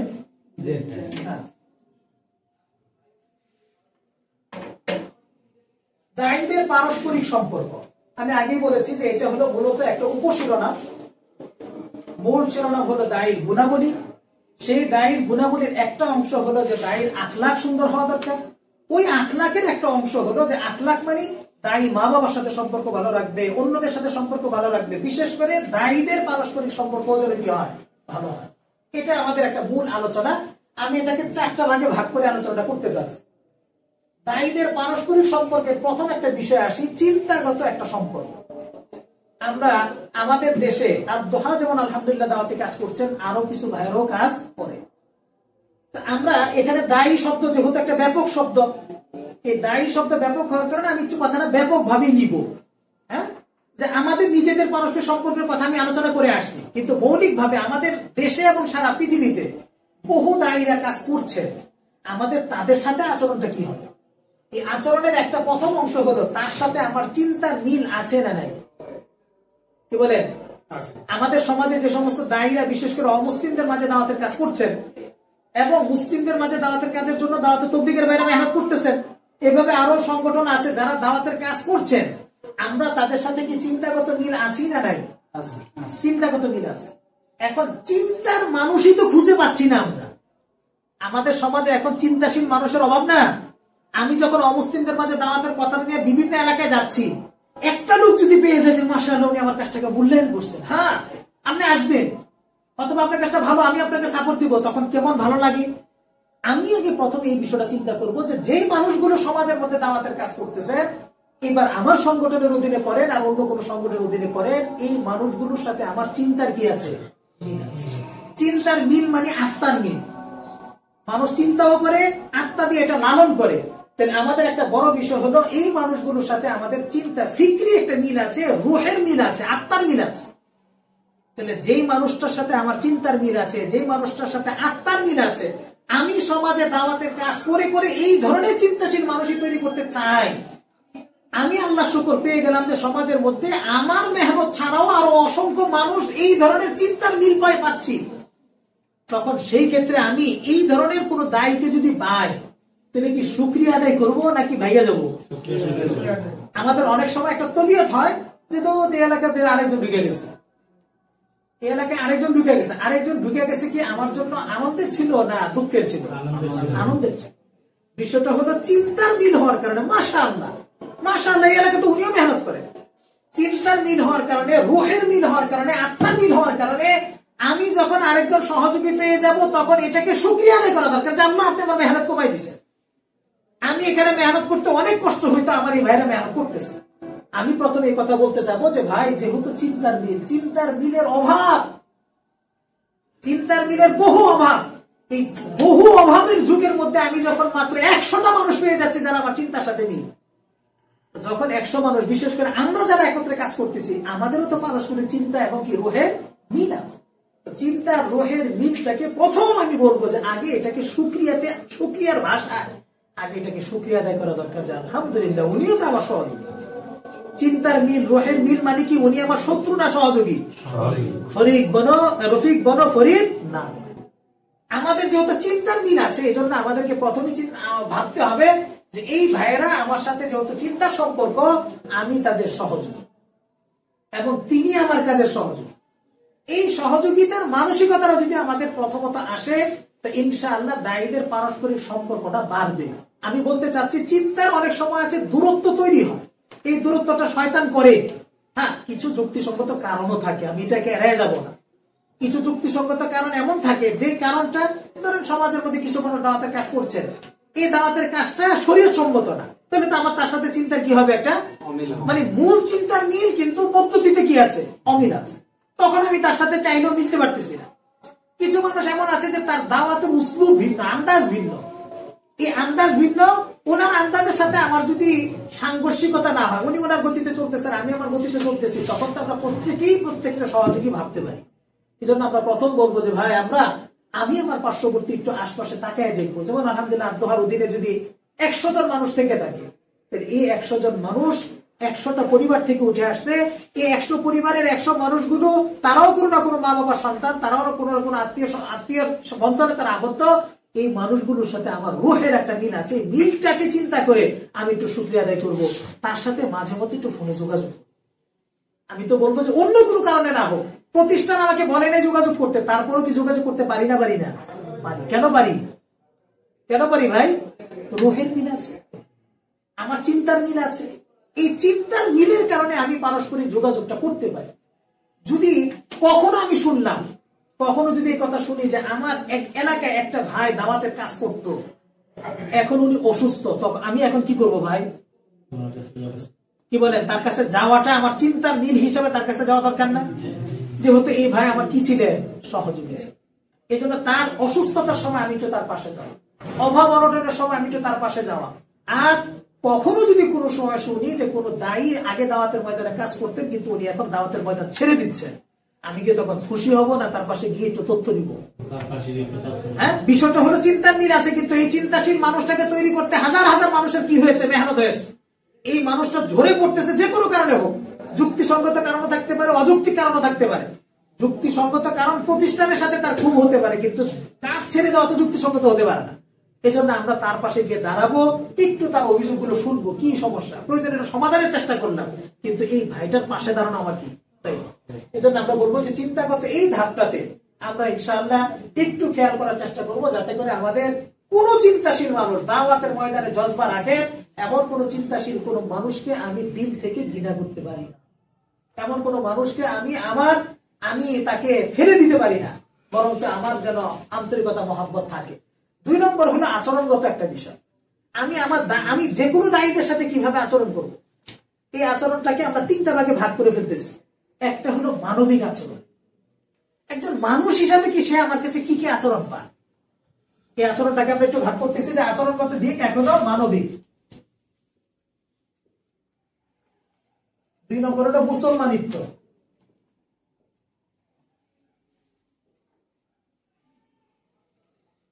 3 নম্বর হলো ভাই হিসাবে।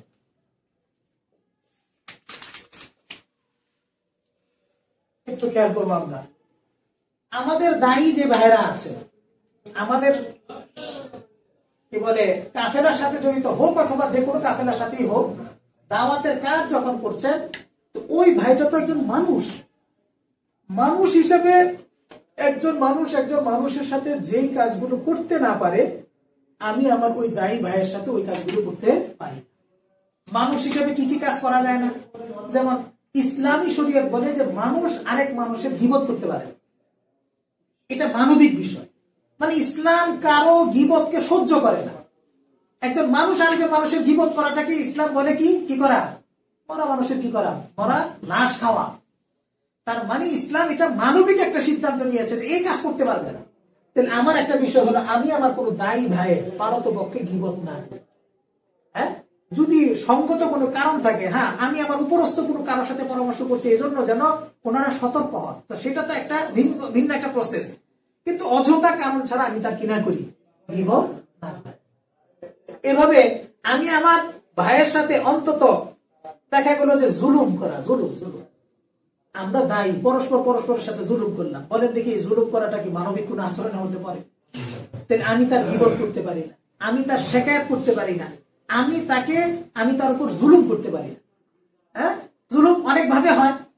সে কোনো কারণে দেখা গেছে যে পদের ক্ষেত্রে আলহামদুলিল্লাহ সে উপরে আছে, আমি তার উপর অনধিকার চর্চা করে গায়ের জুড়ে বা অন্য কোনো প্রসেসে আমি তাকে জুলুম করে তার পদ থেকে নামাই দেওয়াটাও জুলুমের অনেক লম্বা অংশ, কিন্তু সেই অংশে আমরা গেলাম না, কিন্তু মৌলিক ভাবে জুলুম করতে পারি।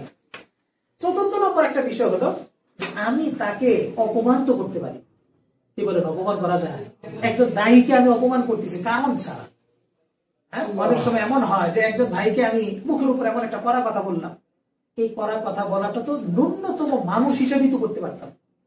কারণ যেখানে হাদিসে বলতেছে আর মুসলিম মান সালিমান মুসলিমুনা মিন লিসান, আমি একজন দায়ীকে অপমান করতে পারি। হ্যাঁ, এই কাজগুলো যেন আমার দ্বারা না হয়, বরঞ্চ আমি মানবিক হিসাবে একজন দায়ী আসবে, আমাদের কাজ কাফেলার সাথে থাকুক আর না থাকুক, এই দায়ী বয়সে আমার চেয়ে বড়, বয়সে একজন যদি বড় হন তো ওনাকে কি একটু সম্মান করা, এটা কি ইসলাম নিষেধ করে? বয়স উনি বড়, তো বয়সে বড় হলে ওনাকে সম্মান করা, এটা তো স্বাভাবিক কমন সেন্সের কথা। আমার সাথে ওনার চিন্তার মিল হোক আর না হোক, একজন বয়স্ক মানে আমার চেয়ে বয়সে উনি যদি 1 বছরেরও বড় হন তো উনি তো আমার বড়। এই হিসাবে আমরা দায়ী হিসাবে আমি আমার বড় ভাইকে কি করব? সম্মান করা। বড় ভাইকে অন্তত, বিশেষ করে আমরা যারা একসাথে আছি, আমাদের একসাথে থাকে, আমি একটু খেয়াল করবো যে আমার চেয়ে বয়সে কি। অনেক সময় ভাই আপনি হয়তো পদে বড়, কিন্তু আপনার চেয়ে বয়সে যদি আরেকজন বড় হন, নিয়ম হলো নিজেও এই বড় মানুষকে সম্মান করা। এর দ্বারা যেটা হয় পারস্পরিক মহব্বতটা বাড়ে, এটা মানবিক একটা আচরণ। হ্যাঁ, যে বড় একজন আসলে আমি অগ্রসর হয়ে সালাম দিলাম, আমি তাকে একটু নিজে গিয়ে রাস্তা দেখা দিয়ে আসলাম, তখন উনি বাইরে বের হবে, আমি একটু সামনে অগ্রসর একটু রাস্তাটা দেখা দিলাম, যদি দিকে যেতে পারে। কিছু বিষয় আছে মানবিক, যে মানবিক কাজগুলো আমরা পরস্পরকে দেখাইতে পারি। এর মধ্যে একটা বড় বিষয় হলো জুলুম করতে পারি না, আমি কারোর সামনে তাকে অপমানিত করতে পারি, এবং তার নামে মিথ্যা তহমতের তো প্রশ্নই নেই। মিথ্যা তহমতের হিসাব আমি তো জানি যে আল্লাহর কাছে আমাকে দিতে হবে, তো মিথ্যা তহমতের কোনো জায়গায় যেন না থাকে। তাহলে মানবিক ভাবে কিছু বিষয় আছে যে কাজগুলো কেউ কারোর সাথে করতে পারে না, আমি অন্তত তার সাথে করতে পারি। আর এই মানবতার আরেকটা অংশ হলো 2 নম্বর হলো মুসলমানি। আমরা বলবো যে আমাদের দায়ী ভাইরা যেহেতু মুসলমান, তো মুসলমান হিসেবে একজন মুসলমানের সাথে আমাদের একটা সম্পর্ক তো কিছু অংশ আছে। অন্তত হাদিসের মধ্যে তো 6টা হকের কথা বলছে, যে 6টা হক তোমরা রক্ষা করো। এর মধ্যে একটা হলো যে তুমি সালাম দিলে সালামটা কি করো? দাও। সালামের উত্তর নাও। তো সালামের উত্তর নেওয়া এটা কি একটা মুসলমান হিসেবে মুসলমানের হক। আমার দ্বারা যেন অন্তত দায়ী একজন সালাম দিলে আমি উত্তরই নেই না, কথা বন্ধ তো বহু পরের বিষয়, কথা বন্ধ করার তো সুযোগই নেই, কিন্তু আমার কি করা লাগবে? অন্তত সালামের হকগুলো আদায় করতে হবে। সে যদি অসুস্থ হয় তো একটু খোঁজখবর নেওয়ার আমার যতটুকু সাধ্য আছে এটা বিক্রি করতে হবে। হ্যাঁ, সে যদি কখনো আল্লাহ না করুক তার ইন্তেকালের সংবাদ আসছে, আমার সাধ্যে আছে, আমি তার জানাজা শরীক হওয়ার চেষ্টা করতে হবে। এগুলো হলো মুসলমানের হক। হ্যাঁ, এভাবে আপনার অন্য যে বিষয়গুলো আছে এই বিষয়গুলোকে অন্তত মুসলমান হিসেবে মুসলমানের হকগুলো আবার রক্ষা করে চলতে হবে। আমাদের সামনে অনেক সময় আছে মানবতা হেরে যায়, অনেক সময় আছে মুসলমানিত্ব হেরে যায়। আমি তো 3 নম্বর ধাপে যেতে যাচ্ছি যে আমার তো ভাই, আচরণগত ভাবে আমাকে দেখানো লাগবে কি উনি ভাই, কথাটা খেয়াল করতেছি কিনা, উনি আমার সাধারণ কেউ না। মানে উনি যদি এমন হতো যে উনি মানে শুধুমাত্র একজন মানুষ হিসাবে আমি তাকে মূল্যায়ন করছি, আমি বলবো মানুষ হিসেবে মূল্যায়ন করলেও তো সে কিছু হক পায়। আর যখন সে এর চেয়ে অগ্রসর হয়েছে মুসলমান হচ্ছে, তখন তো মুসলমানিত্বের কারণে তার হক আরো বেড়ে গেল। আর মুসলমান ইচ্ছে সে আমার এখন কি ভাই, মুসলমান হিসাবে সে এখন যেহেতু আমার সে ভাই, সে আমার পাশে থাকে, আমরা একই সাথে কাজ করি। একই সাথে যদি কাজ করি তাহলে শরীয়তে এক্ষেত্রে অনেকগুলো নিজাম দিয়েছে। এর মধ্যে বিশেষ করে একটা নিজাম হলো যে সে আমার ভাই যেহেতু, আমি ভাইয়ের বদনাম করাটা একটু হিসাব করে করতে হবে। ভাইয়ের জন্য আয়না স্বরূপ। হ্যাঁ, তো ভাই যেহেতু ভাইয়ের জন্য আয়না স্বরূপ, তো সেই হিসাবে আমাদেরকে খেয়াল করতে হবে যে আমরা যেহেতু পার্শ্ববর্তী একসাথেই থাকি, তো একসাথে থাকার কারণে আমাদের অনেকগুলো বিষয় এমন চলে আসবে যে আমরা দেখে ফেলবো। এখন বলেন আমরা পার্শ্ববর্তী ভাই হিসাবে দেখে ফেলা কোনো ঘটনাকে প্রচার করতে থাকবো? আমি দেখলাম যে একটা দুর্ঘটনা ঘটে গেছে, কোন একটা দুর্ঘটনা ঘটে গেছে, এই দুর্ঘটনাটাকে চাইলে আমি সামাল দিতে পারতাম। হয়তো এটা তার ব্যক্তিগত একটা দুর্ঘটনা, এটা আমাদের প্রতিষ্ঠানের সাথে জড়িত না। ব্যক্তিগত দোষকে এটাকে চাইলে আমাদের উপর পর্যায়ে না নেওয়া। অনেক সময় আমাদের এই কাজগুলো সমস্যা। আমি একসাথে আছি, দেখলাম যে ওনার একটা ব্যক্তিগত সমস্যা হলো, ব্যক্তিগত সমস্যাটাকে আমরা উপরে লাগাই দিলাম। ভাই, ব্যক্তিগত সমস্যা সব জিনিস উপরে লাগানো নিয়ম না। যেটা তাকে নিজস্ব বলতে মন চায় তো বলেন, তাও তো উচিত হলো যে তাকে সময় দেওয়া। অনেক বিষয় আমরা মনে করি যে সে মনে হয় এটাকে দোষ মনে করে না। আরে ভাই, প্রত্যেক অপরাধী নিজেকে অপরাধ মনে করে। হ্যাঁ, তাকে ধরার ক্ষেত্রে আমরা খুব তাড়াহুড়া না করি, বরঞ্চ তাকে সুযোগ দেই, সময় দেই, চেষ্টা করি যে তার ভুলগুলো যেন কম ধরা, বরঞ্চ দেখেও না দেখার একটা বান্ধবী। প্রয়োজনে কৌশল করতে পারি যে ভাই এক জায়গায় এক ভাইকে আমি দেখলাম এরকম একটা জিনিস, কেমন জিনিসটা, পরামর্শ চান যেটা কেমন। অনেক কৌশলে ভাইকে আমি অপমান যেন না করতে হয়, ওনার দোষটাকে ওনার সামনে দোষ হিসেবে প্রকাশ করতে যাওয়াটা খুব বেশি একটা উচিত না, বরঞ্চ পারতপক্ষে আমি দেখেও এড়ায় যাওয়াটাই সবচেয়ে উত্তম ছিল। কেন, আমি আমার ভাইয়ের ক্ষেত্রে তো এটাই করি। আমার ভাইয়ের দোষকে তো আমি সমাজে প্রচার করতে থাকি না, এই জন্য আমাদের চেষ্টা করা দরকার হলো যে আমরা আমাদের ভাইদেরকে যেই দোষগুলো কখনো আমার চোখের সামনে আসবে এটা আমি প্রচার না করে ছেড়ে দিই, উত্তম হলো ছেড়ে দিই, ধরবই না, জানি না, আমি আমার কল্পনাই আনবো না। কিছু মানুষের স্বভাব হলো খুব কল্পনার মধ্যে রেকর্ড রাখা, আমি ভুলে যাবো সব, না আমি ভুলে গেছি। যদি কখনো কোনো কাজ এমন হয় যেটা বারবার হচ্ছে, তখন আমরা এটা তাকে ব্যক্তিগত পর্যায়ে কি করতে পারি, বলতে পারি। কোনো কাজ যদি এমন হয় যে প্রাতিষ্ঠানিক একবার দুইবার তাকে ছাড় দেন অথবা তাকে একটু ঘোষণা দেন, পরবর্তীতে আপনি তাকে কি করেন, উপর পর্যায়ে লাগান। এই বিষয়গুলো আমরা একটু মানে সিস্টেমটা মেনটেন করলে ইনশাআল্লাহ আমাদের এই জায়গাতে সমস্যাগুলো কম হবে। তাহলে আমরা বলতেছি আচরণগত এই বিষয়গুলো আমরা খুব খেয়াল করতে হবে। এরপর হলো কর্মগত যে বিষয়টা, সেটা হলো আমরা যেহেতু কাজ করতেছি, তো এই আলোচনাটা আমরা পিছনে একটু করে আসছি যে আমাদের কর্ম পলিসি, কর্মগত দিকটা এমন হওয়া দরকার যেন আমি কাজ করি, আমার যেন আমার যে কর্তৃপক্ষ আছেন কর্তৃপক্ষের মিশন নিয়ে যেন আমি চলি, আমার ব্যক্তিগত বিষয় আমি না চালাই। হ্যাঁ, আমার দায়ীদের পারস্পরিক সম্পর্কের মধ্যে এটা একটা গুরুত্বপূর্ণ বিষয় যে দেখা যাচ্ছে যে আমি আমার সাথীদের বা আমাদের দায়ী সাথী যারা আছেন তাদের সাথে কর্মের যেন আমার একটা মিল হয়। আমি নিজেকে দায়ী ব্যবহার করি কিন্তু দাওয়ার সাথে আমার সম্পর্ক নেই, তাহলে এটা ক্ষতিগ্রস্ত না? আমি নিজেকে দায়ী বলি কিন্তু আমার দাওয়াতি কার্যক্রম গুলো আসলে দাওয়াতের সাথে যায় না, এমন এমন প্রচারণায় আমি ব্যস্ত, এমন এমন জায়গায় আমাদের কিছু কিছু জায়গায় তেমন দেখি খালি ছবি আর ছবি, ছবি আর ছবি। আরে ভাই, ছবিটা কি দাওয়ার সাথে যায় কিনা? আমাদের এখন অনেক ওলামায়ে আছেন ছবিকে পছন্দই করেন, আমরা তো আল্লাহ সকল কোনো ভিডিও দিকে যাই না।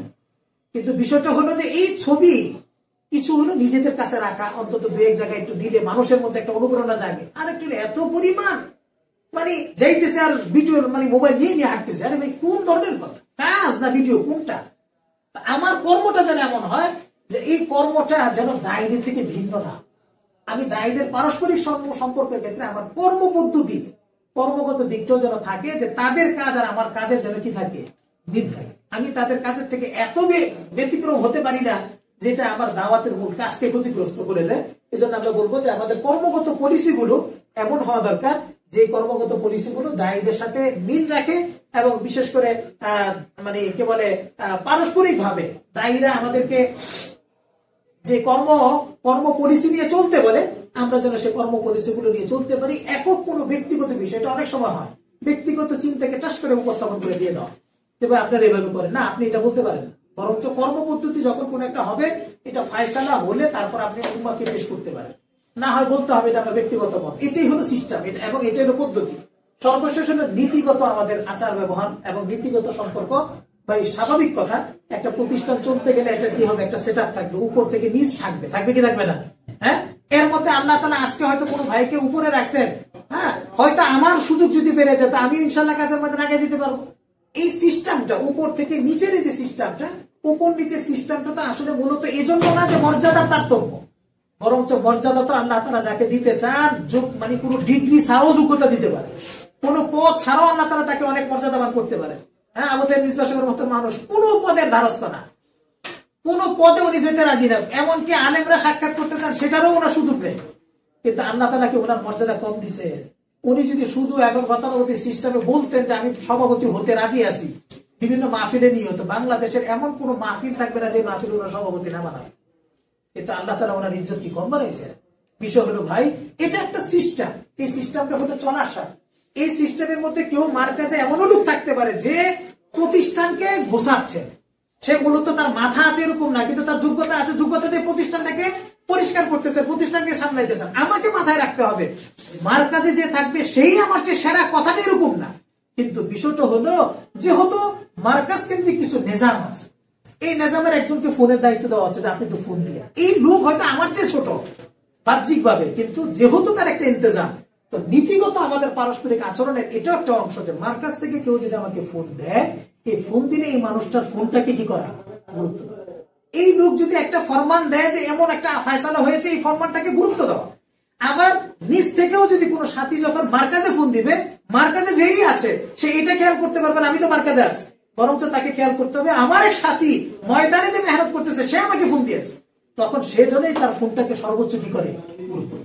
যদি এই পারস্পরিক কাঠামোটা থাকে, হ্যাঁ, দেখা গেল যে ভাই সিস্টেমটা হলো যে একজন ব্যক্তি ডাইরেক্ট যদি প্রধানকে জানায় তো এটা শৃঙ্খলা লঙ্ঘন। বোর্ডিং এর সমস্যা, আপনি বোর্ডিং ম্যানেজারকে বললেই হয়। হ্যাঁ, সমস্যাটা হলো রাস্তা, তো রাস্তার যে দায়িত্বশীল তাকে বলে দিলে হয়। কিন্তু এটা যখন নাকি সব কথা উপরে চলে যায়, এটা একটা ইন্তেজামের জন্য শৃঙ্খলা নষ্ট হয়। আবার যখন নাকি উপরে কিছুই জানে না, তো এটাও কি শৃঙ্খলা লঙ্ঘন। এই জন্য সবচেয়ে সুন্দর হলো যে একটা সেট আপ থাকে, এই সেট আপটাকে কি করা, মূল্যায়ন করা, এবং এই সেট আপের সামঞ্জস্য রক্ষা করেই আমরা চলতে চেষ্টা করি। যে সমস্ত কথাগুলো বলা হয় সর্বাত্মক চেষ্টা করে এটাকে মেনে নেওয়ার চেষ্টা করে। এটা হলো দায়ীর সাথে পারস্পরিক সম্পর্ক। ধরেন দায়িত্বশীলরা যদি ফোন দেন, তো নিচের ভাইরা যদি এটাকে গুরুত্ব দেন, তাহলে সম্পর্ক মজবুত থাকবে। আর নিচের ওনারা যদি এটাকে গুরুত্ব না দেন, তখন সম্পর্ক কি হবে, ভাঙ্গন হবে। তো সম্পর্কটা ভাঙ্গন হচ্ছে কার সাথে, একটা দায়িত্বশীলের সাথে। এই দায়িত্বশীল যদি মুরব্বীদের কাছাকাছি হয়তো উনি তথ্যটা এমন ভাবে উপস্থাপন করলেন যে নিচের মানুষের সাথে তার সম্পর্ক কেটে গেল। এই জন্য আমরা বলবো যে দায়ীর পারস্পরিক সম্পর্কের একটা গুরুত্বপূর্ণ অংশ হলো যে নীতি সিদ্ধান্ত গুলো হবে, এই নীতি সিদ্ধান্ত যে হতে এক জায়গার জন্য না, সব জায়গার জন্য আমরা চেষ্টা করবো নীতি সিদ্ধান্ত গুলোকে সবাই মেনে নিতে। এবং এই সিদ্ধান্ত অনুযায়ী আমরা যদি চলতে পারি, ওয়াশাবির হুম ফিল আমর, মশওয়ারার ভিত্তিতে আমরা চলবো। মশওয়ারার ফয়সালা হয়েছে, এবার কাজ করতে শুরু করবো। হ্যাঁ, ওইখান থেকে বলছে আপনি 5টা কাজ করেন, চেষ্টা করি 5টা কাজ করার জন্য। হ্যাঁ, কিন্তু এমন না যে আমি একটাই করবো, 5টা করবো, তাহলে এটা কি হলো, নীতিটা ভেঙে গেল। হ্যাঁ, আবার আপনি 5টা কাজের সাথে আরো 10টা মিলাচ্ছেন, উত্তম হলো 10টার কথাই বাকি 5টার কথা আপনি কেন্দ্রীয় মশওয়ারায় কি করেন, পেশ করেন, বলেন যে আমি এই কাজটা করতে চাই, আপনারা ফয়সালা দেন, নাহলে ব্যক্তিগতভাবে করার অনুমতি দেন। তাহলে হবে কি, যে কি কি কাজ হচ্ছে না হচ্ছে ইত্যাদি বিষয়গুলো মানুষের সামনে থাকবে, তখন সমালোচনাও আসবে না, এবং দেখা যাবে যে তখন নিজাম ভাঙবে না, সবার প্রতি সবার একটা কি থাকবে, আন্তরিকতা, মহব্বত, ভালোবাসা থাকবে। এজন্য আমরা যদি অন্তত কি বলে এই 4টা বিষয় নিয়ে যদি আমরা একটু মাথায় বিষয়টাকে দিতে পারি, তো ইনশাআল্লাহ আমরা চাই তো আমাদের দায়ীদের পারস্পরিক সম্পর্ক চিন্তাগত লাইনে আমাদের সাথে থাকুক আর না থাকুক, আচরণগত ভাবে যে দায়ী আমাদের সাথে একসাথে কাজ করুক আর না করুক, কর্মগত ভাবে উনিও কাজ করতেছেন, আমিও কাজ করতেছি, আমরা একসাথে একই পর্যায়ে করি আর না করি, কিন্তু দাওয়াতকে যেন ক্ষুণ্ণ না করি। আর সর্বশেষ বিষয়টা হলো যদি আমরা একই প্রতিষ্ঠানে থাকি, তখন আমাদের কোনো ধরনের নীতিগত ভাবে এমন কোন আচরণ আমরা না করি যার দ্বারা কি হয়, প্রতিষ্ঠান বা ইত্যাদি ক্ষতিগ্রস্ত হয়। আমি এই বিষয়ের উপরে প্রথমেই আলোচনা করলাম, এই জন্য যতটুকু আলোচনা করছি ছোটাফাটা, এটা আলোচনাটা আমি এখানে শেষ করলাম। তো আলহামদুলিল্লাহ।